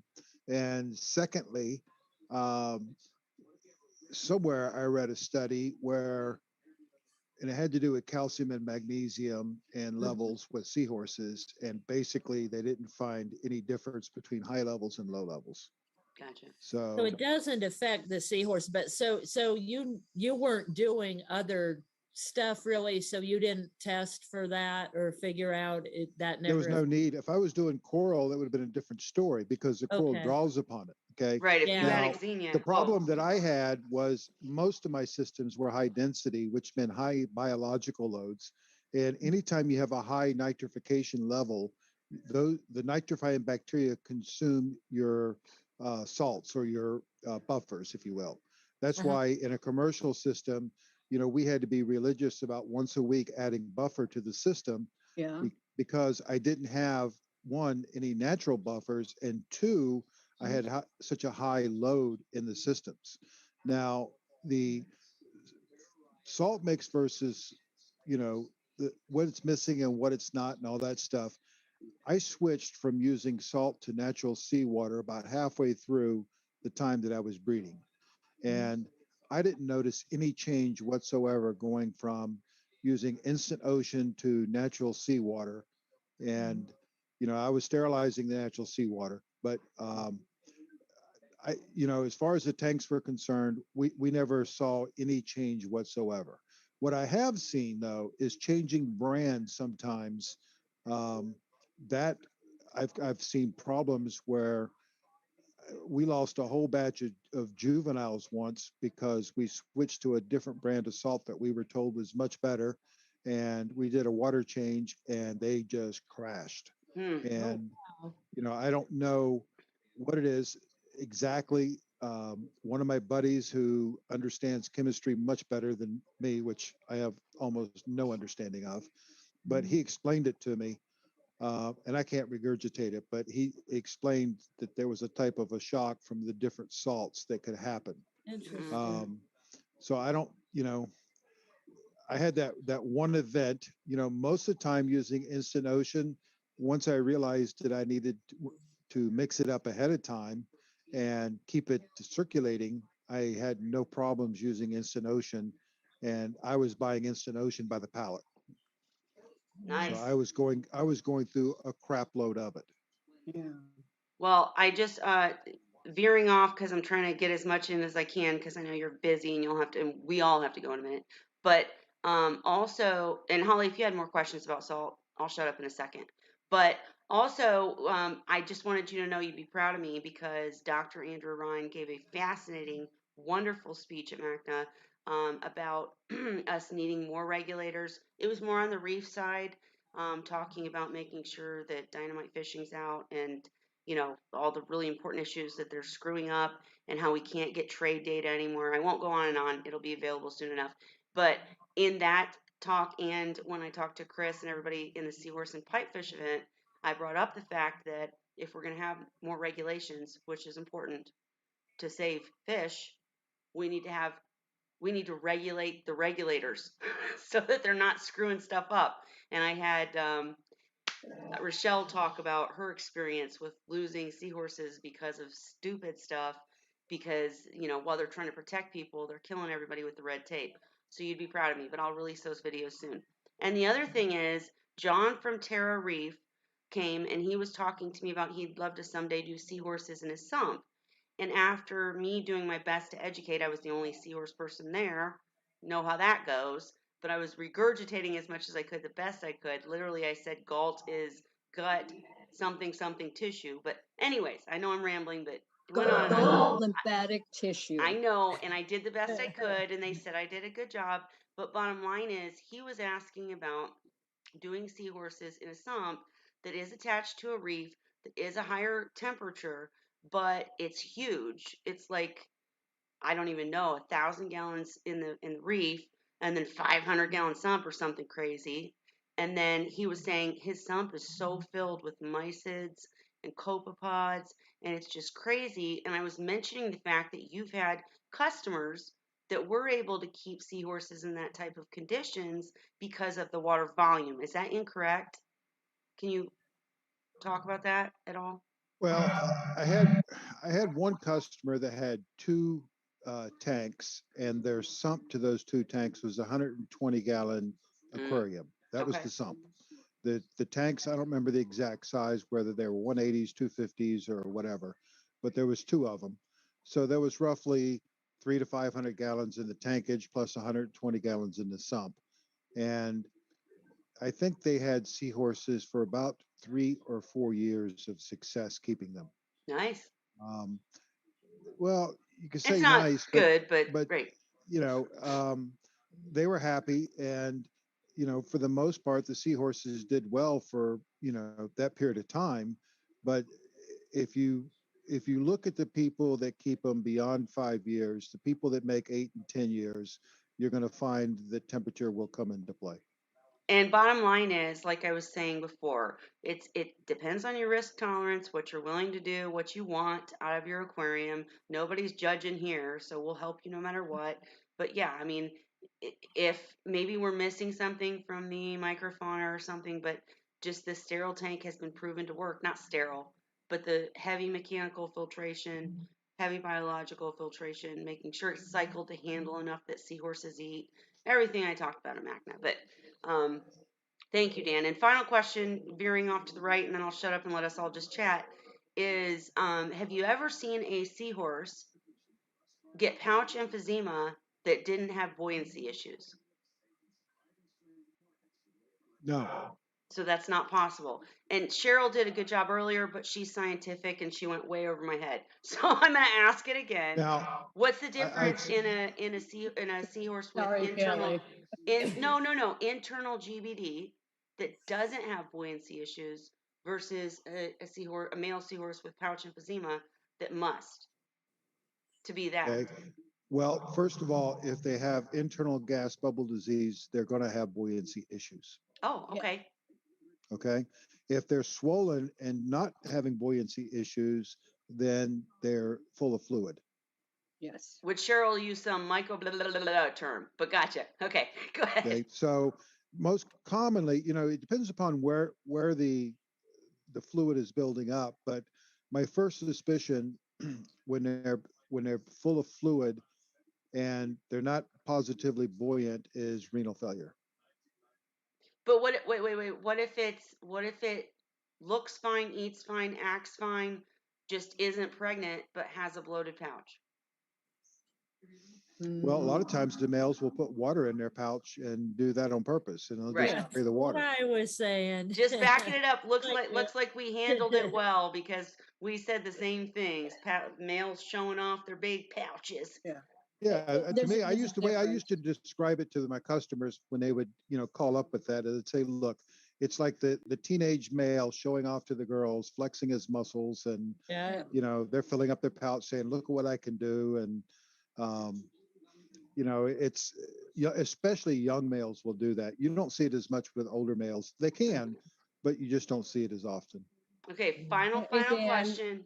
Final question. one Have more you ever Kelly. seen, hang on, a male erectus that kind of, to me, the image that I saw when I was asked this question, it looked like a cuda, meaning it had like the male had more of a rounded chest, like the same shape as a male, but it was like stuck out in the chest area, not bloated, just he was shaped that way, and then it looked like a backwards B, like he had the big chest and then the big pouch, and I think that's just him. Is that possible? Dandy is shaped that way. Dandy's round like a disc. Well, no, Cheryl's seen. it's not round. Well, He looks like a sideways B, like or a inverted B. Like he's fine and then it's I know you guys in the So, Zoom can't see me, but it's like I can't a see it. Yeah. rounded chest and then a rounded pouch. And this person was just, asking, could there be a problem? He's eating fine, he acts fine. He's just kind of shaped weird. you can see variations among seahorses in terms of their exact physical um, shape, if you will. If you'll remember, the couple of the samples that Lucy had, the one that turned out to be an erectus, Right. was really oddly shaped, Yep. for yeah, an erectus, and um, that can happen. It can be a congenital deformity. It can be cross breeding. It can be just something different. Look at people. I mean, we got round people and skinny people and tall people, short people, and with seahorses you can have some variations as well. So I don't put a whole lot of stock into that. Now sometimes I've had a couple of females that became what appeared to look bloated. They just were really, really, they looked like there was something wrong with them, but they went on to live for 3 years like that. So, what exactly caused it, I don't know. But sometimes you'll see seahorses that just whatever reason they they break the norm. So before you worry about something that you've seen with your visual eyes, look for the way they behave and then call Dan or go to Seahorse Horses Group or to Wine Wednesday because mainly it could just be them and whatever about Well, them. And until they quit eating or start acting weird, well, history comes very, very important in something like this, and observations as to what they're doing, because sometimes it can be a problem, and sometimes it just is what it is. right? yeah.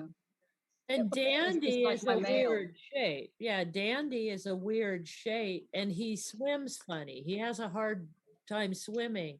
I don't know that something is wrong with him, but he might have some kind of a deformity or something going on that he's always had. He's almost 3 years old now. So he's lived with it all this time. He's always been the same. And yeah, he's like got a disc shape to his body. He's rounder than my other seahorses.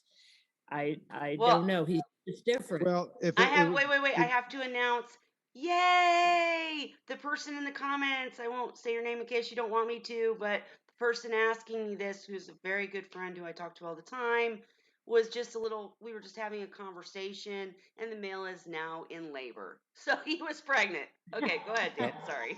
So the, as the way that I would look at a seahorse like you're describing is it would go into my misfit tank. And my misfit tank was for seahorses that had something that was not quite right with them Yeah. and otherwise doing well. And we had, it was overstocked too, but we had, if we had a seahorse that had a bad operculum, or, one that had a tip of the tail that was lost, or, crooked snout, or any of those types of things, we put them in the misfit tank. And most of those seahorses lived and were just fine, but Mhm, they weren't specimens I wanted to send out to people. But wait, real mhm. quick question about that because I want to be so clear. I think the pictures that I was sent are beautiful. It looks like a CUDA, but it's an erectus. I don't personally, I mean, maybe I'll send them to you or have her send them to you, but I don't think that it's a deformity. Maybe it is, but I think that could even be a good deformity. I don't know, but Well, my I don't question think my there's, question was in your misfits tank, if you had a batch of fry that looked super duper healthy and great, would you not raise it, especially if it was only one misfit? no, we wouldn't. Okay, well, okay, go ahead. No, because we're trying to keep, we're trying to selectively breed for the best. Right, And Mhm. as commercial, a breeder, commercial breeder, right. I can't do that. As a home hobbyist, Yeah, I might play with it. And yeah. if I was, had room and time to experiment, I might play with it. But I'd um, buy some CUDA looking erectus just to say. Go ahead, Dan. Well, you just don't want to take that chance. I Yeah. mean, Right, if if you're you're a a commercial, commercial right. breeder, I can see that. If they're just your pets, that's a different story. That's a You different. don't know if it's absolutely. genetic or if it's just something. Well, our misfit tank became our pets. Yeah. Yeah. You know, I Awesome. mean, but He kept going them in his going living room. going back to your thing with the chloramines and the chlorine with your test kit. Sure. Um, I recommend for everybody to have that, and I recommend to periodically check your water if you're on municipal water or if you get water from somebody else. Um, People that use RO machines often think that the RO gets rid of the chloramines, when in Mhm. reality, it's not the RO that does it; it's the charcoal. And if the Oh. charcoal gets used up, then you have chloramines passing through, and they'll destroy your membrane. That's And Ah, Holly, did you hear that? Because that's not what they yeah, said. that was part of the discussion Oh, in okay. in the MACNA, and that's why I was kind of bringing that up. Thank you. Is yeah, because I hadn't that hadn't occurred to me. I thought, oh, once I have the rhodi, it's just gonna pull out the chloramines or chlorine, you know, the and chlorine I chlorine's hadn't thought about that until they brought it up. And then I'm like, oh, well, I should probably test for this. So I wanted to know what was a good test kit to use. are you on city water? I'm not really in a city, but I guess you could call it city water because I don't have a Municipal water. well. We'll put it that way. So you don't have a well. You're drawing water Yes. from a municipal. Okay. Yes. Yeah. You don't need a fancy test kit. You can go to a pool store and not buy the test kit, just buy the OTO solution. OTO solution. Okay. Okay. And then you can take a regular test vial, put 5 mLs in it, drop 5 drops in it. If it turns color, then you got Yeah. chlorine or chloramines. Perfect. Yeah. So I want to start testing for that. And I want to see what is starting out in the water because I just started using the Rhoda. It's brand new. And before that, I was using an additive and treating the water, before I used it, before I added my salt. And it's been a long time. I mean, I'm 3 years in now. So I feel like if it's there, it can't be super bad, or I would have had losses due to it already.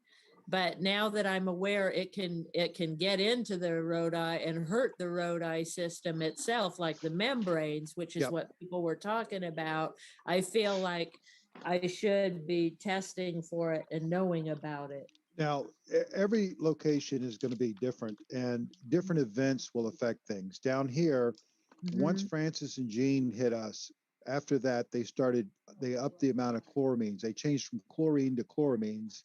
And then Yeah. the chloramine levels here often exceed the EPA guidelines. Yeah. And Okay. the chloramine levels in my water are higher than the chlorine level in my pool. Holy moly. And Whoa. Wow. I've actually, when I had to, my main RO system went down, so I used a backup system that was 200 gallons a day, and that system, after a week, I had chlorine going through the system. I was having to change the charcoal filter every 5 days, and on my Wow. main system, I got a 20-inch filters, and even that couldn't keep up. So I ended up putting in a 2 cubic foot charcoal pre-filter system before the RO unit. Um, and that was because of the high levels of chloramines that we have here.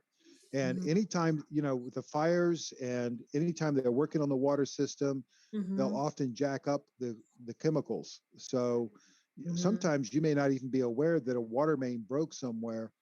Now, Yeah. obviously, if you get a boil water notice, look out because your chlorine levels are going to be very high. Oh, yeah. But they can have events happen that you never know about, and they up the chloramine levels. Mhm. Yeah. Yeah. One thing too, Holly, I don't know if it'll help you. Pantera Aquatics, there in Florida, Mhm. sells the OTO solution Uh-huh. for right around a large bottle of it for around $10, which is about what you pay for it if you go to like Walmart or any of those and buy a pool test kit. And Mhm. so you get more than twice as much for basically the same price. So it's called Pantera P Aquatics? P-E-N-T-A-I-R. Pentair. Pantera. Pentair. Okay. Pentair Aquatic Eco, and they're I think it's Pentair Aquatic Eco. I forgot if they changed their name or not. I mean, the They keep web changing their address. darn name Okay. all the time. It used to be Aquatic Eco, Yeah, and exactly. Pentair bought them out. But I mean, for the price, you get more than twice as much. Yeah. And the thing is, when you buy the pool test kits, you get bromine. All the other stuff you don't Yeah. really Yeah. need. Yeah, you Well, can Well, mine buy just had pH. OTO does is it sold. last? I OT, mean, yeah, how long yeah. does it last? Is there like an expiration date on it? So if I It, buy a huge amount, it'll expire or? if you keep it at room temperature and out of the sunlight, it should last as long as you use it. And But you only use 4 you drops per time. you don't so. need the whole Five test drops, kit. And the yeah. OTO solution The you can buy OTO. anywhere that sells pool kits. And Okay. Yeah. the thing is, they sell the OTO because you use up the OTO in the pool kit, you got to replace it. Mhm. Gotcha. So you just don't need the whole kit. You just need the solution. OTO solution. Okay. I'll look for that. And the Yeah. stuff works really well. Now, we used it all the time, not only for checking the water coming in, but also the way that we sterilized our systems. You know, we would bleach the system and then we would go to dechlor it, and we would take a water sampling afterwards and check to see if there was any chlorine level. Where Exactly. some people freak out, but technically you could literally bleach a system, dechlorinate it, and then put fish in it. We're actually going to have a full Wine Wednesday on that because Cheryl was talking about that earlier, and I think that does scare people, the bleach. So we're gonna. You can talk about it further now, feel free, but we're gonna definitely have a full Wine Wednesday on what that means, how it's done, why to do it, and how to be safe. My Oh, I my know what salt else. water that I used to collect, I used to bleach it, and then I would dechlorinate it, and then I would use it.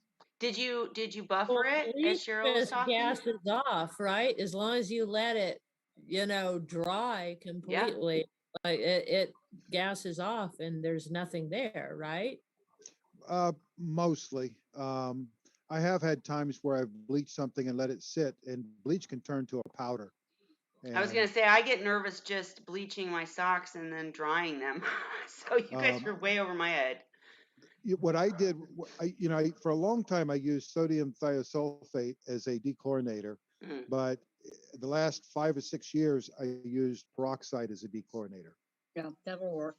See, okay, so when we do this full episode, I need you there, Dan. So I'll get with you on the schedule. But go ahead. I don't remember the equation, but there's actually a math equation to where you can tell how much peroxide to how much chlorine to. Hey, I got 2 gallons of 35% peroxide here. I can have some fun. Hey, I have a question. I have a question regarding that though too. If someone, until we do the Wine Wednesday episode where we really go into detail about bleaching and all this and that, if someone were to just not know all this or just not want to deal with all this, is there a danger to adding? Because I'm going to tell you now, I do it. Is there a danger to adding prime to all of your new water that you're adding to your system? I think we talked about this one week, and somebody had said something about it lowers oxygen or something. I personally have never had a problem, but I literally only add enough for what's in the bucket. I don't add the tank worth. I just add the amount of prime for the bucket. Well, Is that But is that does it dangerous? some throw of off your those tests though? some of those things will affect your pH. Huh? I I don't don't think know prime about. does, but go ahead. Well, I know that Amquel does. Amquel Plus is not supposed to. Um, Somewhere I recall reading something about it. It can lower the O2 saturation, but I think it depends upon how much you're putting in there. If you put the amount that you're supposed to be putting in there Right. and not overdosing it, it should not be an issue. I mean, I've never had a problem, and I really do every single bucket because I'm just nervous about my house, my kids, dust. We smoke, you know, I just, I just worry about that stuff. But I probably should be testing pH even more. I do know that prime does not affect pH, or they say it doesn't, Why but are you putting prime in? because I get nervous.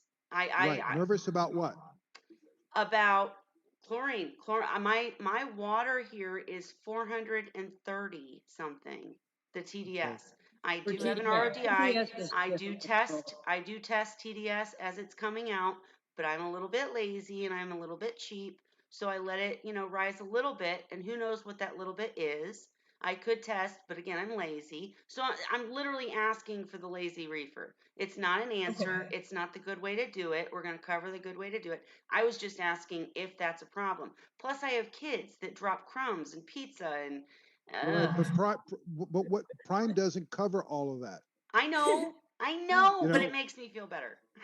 okay, you'd be Go- better off Kelly, I adding get peroxide. moths in my tank, I get flying gnats, insects land in gnats, my tank.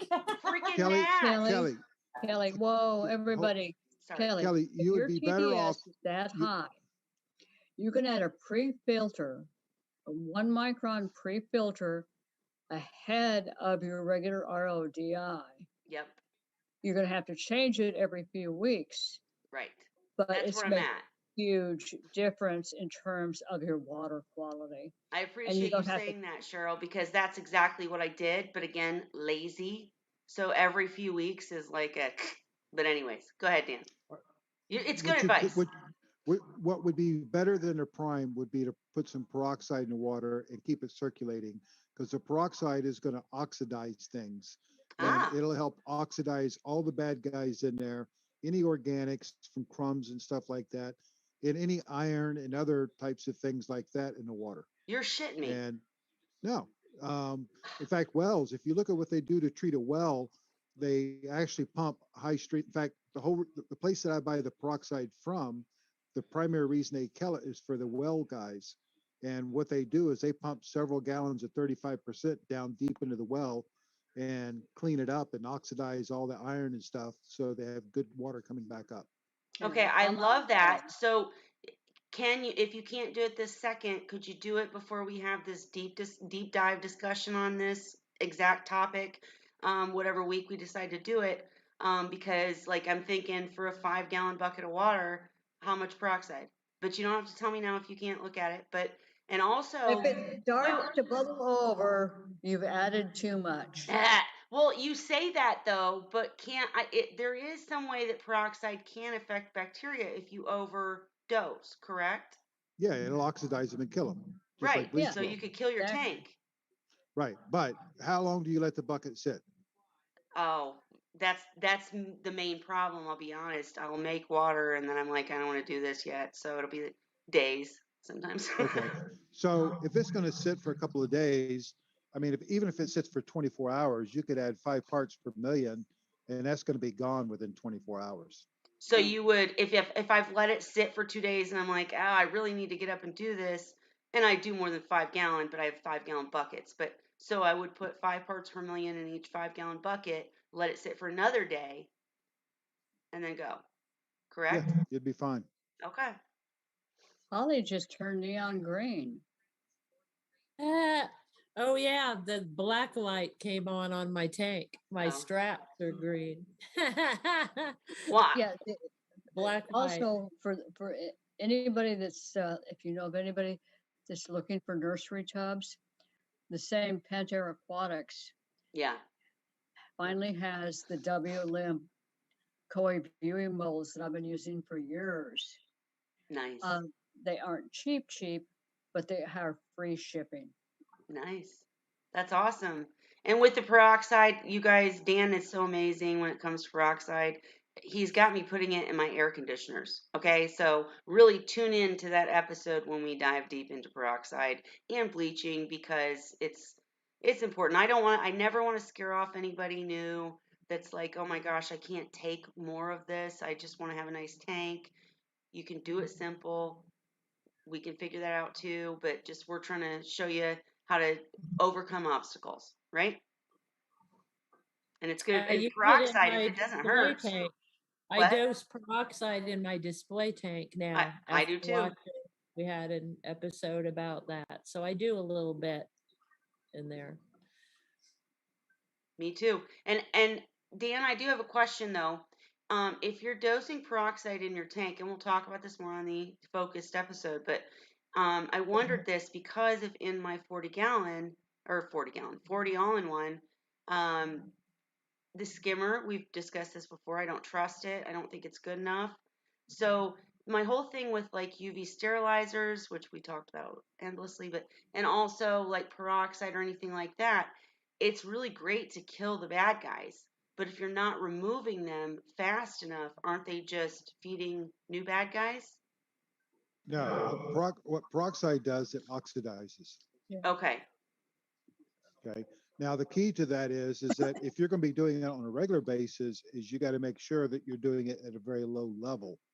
You know, if you're talking 1 or 2 parts per million, that's not going to have any impact on your biological filter Okay. or the fish. When you start getting above 5 parts per million, now you're going to start between 5 to 10 parts per million. You're probably going to knock back your nitrobacter, and if you do over 10 parts per million, get up closer to 20, you can actually wipe out both your nitrosomus and nitrobacter. Yes. Oh my gosh. While I have you all, if anybody has anything they need to talk about, I'm going to end this in 5 minutes.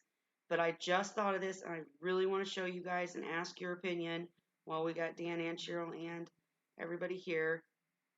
So let me log in on my phone. Dan knows more than I do. Well, no, yes, I'm sure he knows more than all of us, but you know more than all of the rest of us, so we're all good. Anyways, I want to show you this and ask a question. I'll be right back. Go ahead and talk. It'll take Now 1 I'm second. curious what you're going to show us. I can't Hey, tell yet. Dan, Hang on. how are you doing? I'm still kicking. Okay. That's a good thing. Yeah. They're still testing me for everything. Well, Yeah. you've got your VA, right? Yeah. Yeah. I just got through with a sleep study. I do have sleep apnea, and I now they're going to send me in for a pulmonary function test and Okay. CT scan of the chest, and Well, they're gonna then I got to run get everything on you just to be yeah. sure. Then I got to go see the skin cancer doctor again, and Okay. Yeah. it's one thing after another. And then of course I'm also seeing a functional medicine doctor, and he's just got through running a whole bunch of food sensitivity tests, and Christ, my sheet came back. You know, he showed me his test results. He had like 2 little color squares on the spreadsheet per page. Mine was just one massive thing of all kinds of colors of different levels of different sensitivities, and Oh, Oh, wow. wow. stuff that I had no idea. I mean, things like Oh. mustard. I'm gluten intolerant, and all these different things. So now this diet that I'm trying to get onto it's tough. I mean, I can't eat any pasta, bread, or anything like that. Jeez. Yeah, all Um, the best stuff, right? well, if you The think stuff you about it, the enjoy. paleo diet makes so much sense It because does. for thousands and thousands and hundreds of thousands of years, that's what we ate. And it's Mhm. only been the last 100 to 200 years that our diet has changed so drastically, and we have not evolved to catch up to it. Yeah, but we like all that stuff. Well, we do, but it's not good for us. And it's, True. it's, I'm a vegisaur. Amen to that. Hey, you guys. Hey, I don't mean to interrupt. This is so important, but let me show you guys real quick. Can you see this? I can't make it bigger. Mm-hmm. Okay, that's my K1. okay. And the top of the, Dan, I had to poke sides in the hole or holes in the sides because it's a little too tall. But at the very top, I've got this orange crap on the holes that were in the top. Is that like a sign of iron or something? It could be some type of stuff in the water that's just built up, collecting. Well, screw that because I'm trying to do such a good job. All right, I'm going back to the other computer. I just wanted to show you. But I'm dropping weight. I'm down about 25 pounds, and I still probably need to go another 25 to get. They could still consider me overweight. Well, good for you for losing the weight. I hate that diet, but I know you're right. It's good for you. Hey, I'm sorry, selfish over here. Real quick, could that be? I started doing as you guys advised with the vibrance. I now mix the food. Oh, Wait. I only mix it in the food 2 of the 4 times I feed, and I'm now rinsing it after I soak it. But could that be it? The Yeah. orange? Could be. It could be. Yeah, it's that color. I know that color. And it sticks to stuff. It will not come off. Mm. I've noticed that, like, I use a little sea monkey feeding spoon to measure mine out. And when I go wash that spoon under the sink, I can be blasting water on it. And that red stuff Yeah, sticks to that spoon. have to clean the spoon with hot water. Oh, and rub well, it. not even, I mean, I swear, with hot and scrubbing and hot water. It's Well, sticky stuff. well, I gotta say, I really think it's amazing stuff. I have noticed the differences that Cheryl has mentioned. My seahorses blew up like balloons, and they are so excited about food when it's that color. But yeah, my skimmer was kind of orangish too. And I'm like, if it's I haven't polluting the had, water that haven't had much, any of it in the tank, but it's so little of it. Yeah, I don't know. I'll see the red cloud in the water a little bit, but it's not staining anything really. right, Guys, But what I'm saying is, if my skimmer is waste Dan's is turning orange and spots on inside of my K1 is makeshift Dan still reactor is here? turning colors, then maybe it is too much for the water. Yeah. Dan Is said this Dan still here for before, a minute? putting feeds on frozen foods, it just comes off and it still gets in them somehow, but I don't want to I don't want to have Yeah, to do more water changes. Is Dan still here? Yep. he's here. Okay. I picked up some seahorses from Ocean Reef. Anyway, uh, I'm now 5 days into it. Of course, a male and female were courting, and they're only about 4 inches. They're erectus, brilliant lemon yellow, beautiful seahorses. Wait, from where, Cheryl? Ocean, Ocean Ocean Rider? Oh, Rider. okay. Ocean Rider. Sorry. Okay, go ahead, sorry. Anyway, so all of a sudden, next thing I know, is I have a bunch of bouncing baby seahorses. I didn't even know he was pregnant. They'll trick you. Yeah, well, I'm not used to being surprised like that. They were Anyway, fast. so far, all the little boogers are doing great. And I just increased the flow because I was starting to get a little biofilm on the surface. And I'm amazed that, I mean, this is a very young pair. What are you amazed at? The fact, I don't think I've ever had such a young pair reproduce like that. I've had them reproduce at 3.5 inches. Yep. Yeah. Yeah. Sandy and Candy were about that size when they had their first. They were Now little. it's small batches, but you know the They were advantage. little. You know, the advantage to the small batches is sometimes your quality is a little bit better, but Young seahorses. you know, sometimes young ones don't produce that well, but every now and then you'll get one that produces a very healthy batch, and usually they go on to become good breeders. The thing is, these little Start guys, young, get strong. I have not lost a single one. Well, you know what you're doing, Cheryl. You're taking good care of them. No, Right. I'm just damn lucky. No, You know, you do a great it's job. funny because I have such a different attitude than everybody else sometimes.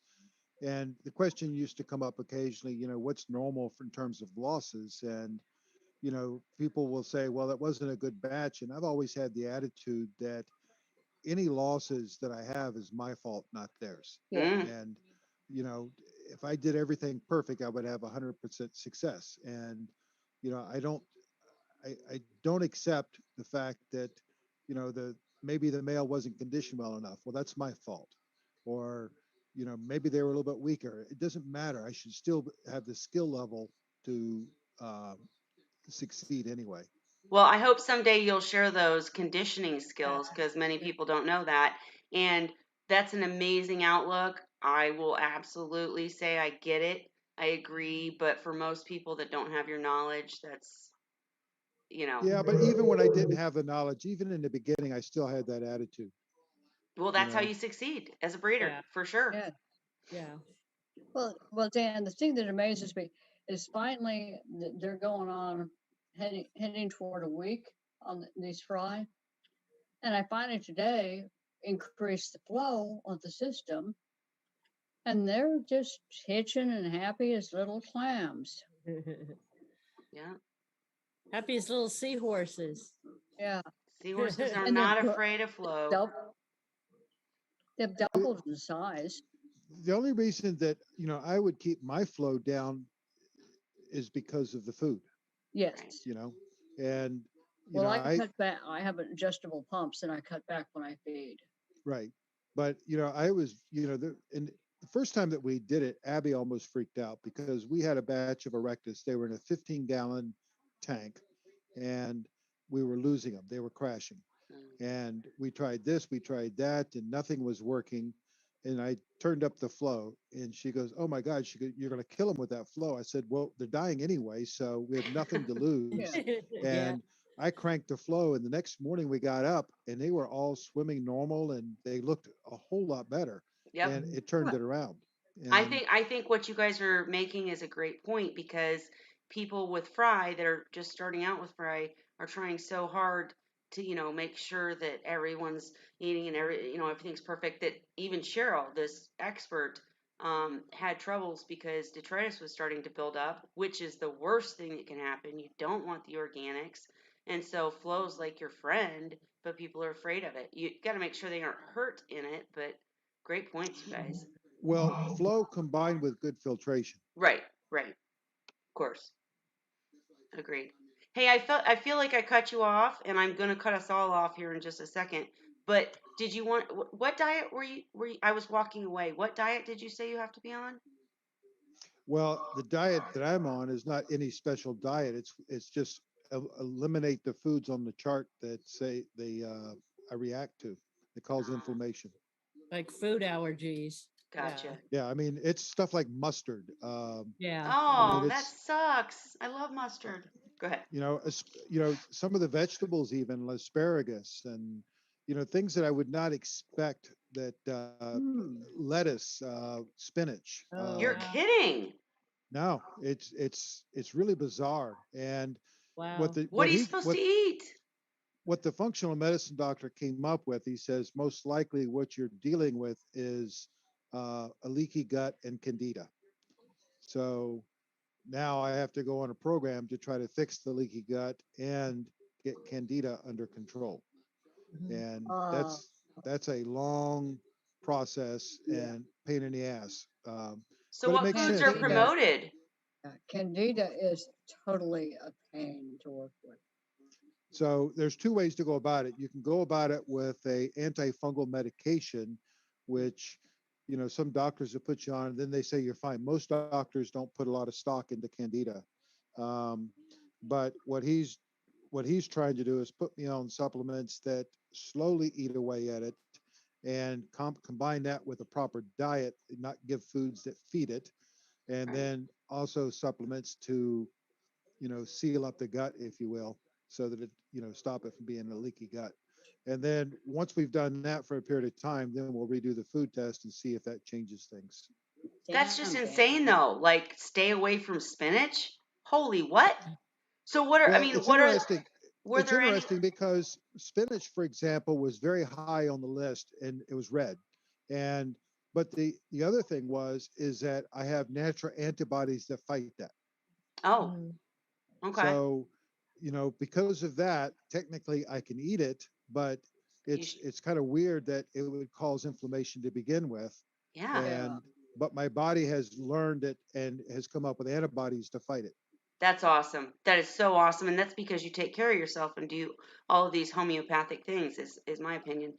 But were Well, there if I did it so well, then I would have had a good test, well, no, a that's good not test true. result. Stuff happens. But could be a lot worse was my point. But so are there certain foods that are promoted within that? Like you're like, oh my gosh, if I went to the doctor and they told me what you just said and they said you gotta go eat potatoes and pasta, I'd be like, you don't understand what would be 500 pounds. So do they just tell you not what not to eat or what to eat?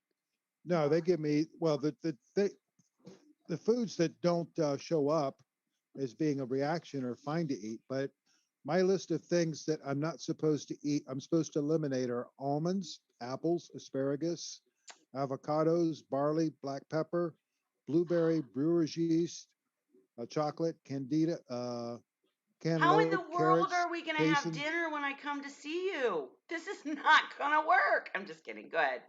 Well, the things that I can eat are cabbage, cauliflower, celery, cherry, chicken, cinnamon, corn, crab, cucumber, flaxseed, garlic, grapefruit, grapes, halibut, honeydews, Yeah, lemons, lima big beans, list. lobster, navy beans, Okay. um, Okay. We can work with onions, that. oranges, and I mean, there's a list of things that I can eat. But the problem is, like, when I go to lunch at work, I go next door to the grocery store, and I don't eat a lot of fast foods, but when I go to over there and buy like a frozen dinner or something to throw in the microwave for lunch, my selection is very, very small because everything has pasta in it. Mm-hmm. Yeah.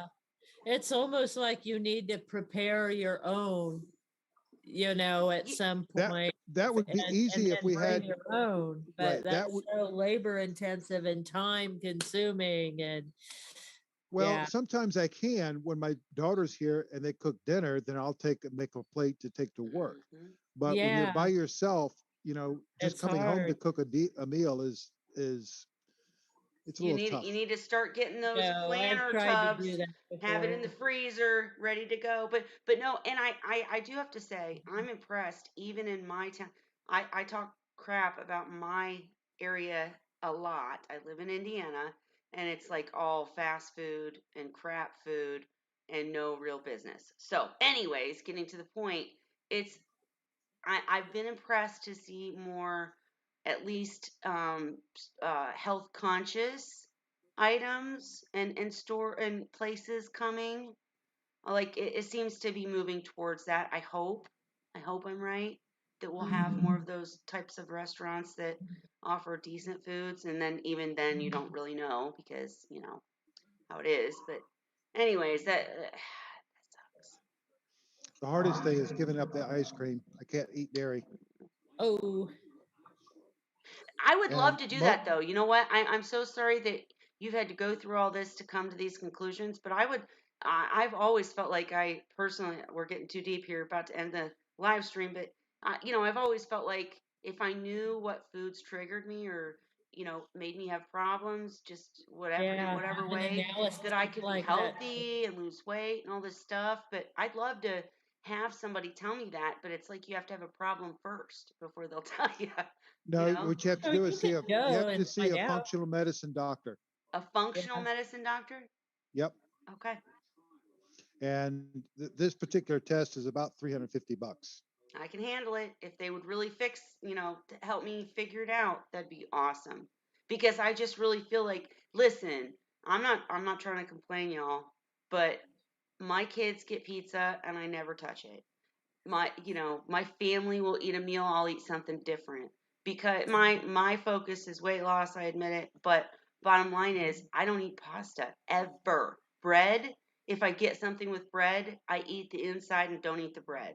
I don't eat any, I limit carbs so much and it's like it doesn't make a difference. And I know it's because there's just something I don't know. You know what I mean? Like maybe it's my liver because I drink too much wine. Or maybe it's, almonds or almonds or something stupid that I'm eating that is just making me messed up. I don't know, but I would just love to hear that. So I will check that out. Sorry, rambling. Well, there's programs to help with what you're talking about, and sometimes the insulin factor kicks in, and unless you break that cycle, some people will do it with periodic fasting, Right. um, short-term fasting, and then there's also supplements to help you kick that into gear too. Well, believe Uh, me, I'll call you on the side for more information. But my brother did that. He does the intermittent. I'm saying it wrong, but yeah, fasting. intermittent fasting. Oh, he did. He said he came to Christmas last year and we were like, "Oh my gosh, you look so great." And we were like, "Are you back to running?" Because he still does run marathons, but he was like, "No, I don't do any exercise anymore. I just started this fasting. I don't eat after 8. I don't eat before noon. It works." Yeah, the problem with that is that bag of chips in there, I don't care how well I lock it up, it still calls on me. Right, but I don't even eat chips, you guys. It's not fair. Like all the time, I'm like, screw it. I'm gonna go stuff my face full of pizza because this is not fair. But no, I hear you. It's hard, and it's sad that we have a world filled with people, you know, fast food restaurants everywhere, shoveling it. My girls wanted McDonald's tonight, and on Wine Wednesday, one night a week, I let them get fast food. You can call me a bad mom, whatever. It's one night a week because I can't deal with it because I get nervous when I do these live streams. And so I get them whatever they want, shut them up, and so I can concentrate. And we went to McDonald's, at one of the McDonald's in our area. McDonald's is the worst. I know, guys. I know. Comments galore. But anyways, the line was so long, we sat in it for like 5 minutes and then left. We went to a second McDonald's. It was crazy. I ended up making them eat leftover pot roast, which is great.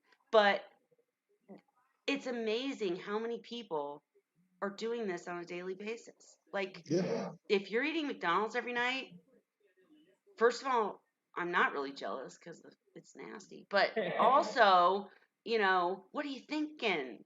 Now we've turned into a nutritional show. So what? It's the truth. It's crazy. But anyways, what, Dan? Well, a lot of the issues that people have are diet related. They don't know it. Yes. Mhm. And to see that many people in a drive-through, and I mean, it's constantly slammed every night, every place. Fast Well, food, look at the fast average food. person Ugh. walking around. I mean, if you go back into the 50s, you didn't see very many people that were stocky or overweight, you know. And today, you look at even kids, Yeah. young kids are putting on the weight. And a lot of this has to do with the diets that we eat today.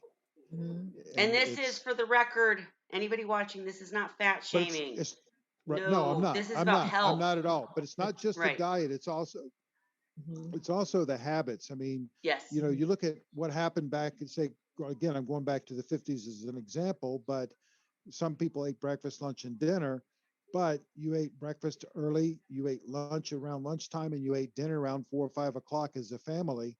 And Yes. today, with people working split shifts and Yep. night shifts, and half the families don't even sit at a kitchen table anymore. Yep. Um, my daughter, when she cooks dinner, it's 8:30, 9, 10 o'clock when she cooks it. And I'm then we so eat dinner and go to guilty. bed, I'm you so know? guilty of that. I'm Eating in before bed by bed, then. eating for before bed is terrible, and I'm so guilty of cooking food late. My one daughter has volleyball practice till 8, 9, and anyways, I totally agree. I totally get it. I want to get better for my own family, so we're not shaming anybody.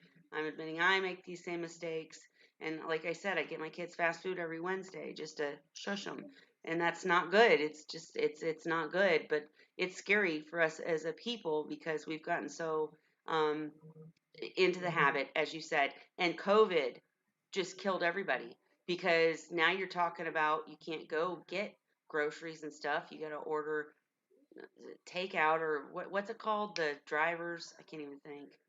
A word. Uber, like Yeah. Uber No, no, and no. What's the grocery food ones? delivery dash, and there's a bunch Delivery Dash, of yes. ones. You're getting all this fast food Yeah. crap and it's not good for you. And yeah, I'm not trying to preach, but I'm saying I'm guilty and I'd love to find out the foods that mess me up. And yeah, America, let's stop. Let's get serious. These fast food companies are killing us and we need to eat healthier for sure. All of us, me included. And not late at night. That's such a good point because yeah. Okay, I'm done rambling. Sorry. In fact, I think I'm going to call it so I can talk to Dan before he has to go, unless anybody has a Seahorse. Cheryl ditched us. Anybody else have a Seahorse related something, or can I cheers with my Gatorade because I'm out of wine? I do not. I got leave for a second too. I'll be right back, but I'm ready to say cheers All and right, let's do a cheers. I'll talk to Dan on the side, and we will see you guys next Wednesday. Happy Wine Wednesday, everybody. Cheers. Wine Wednesday.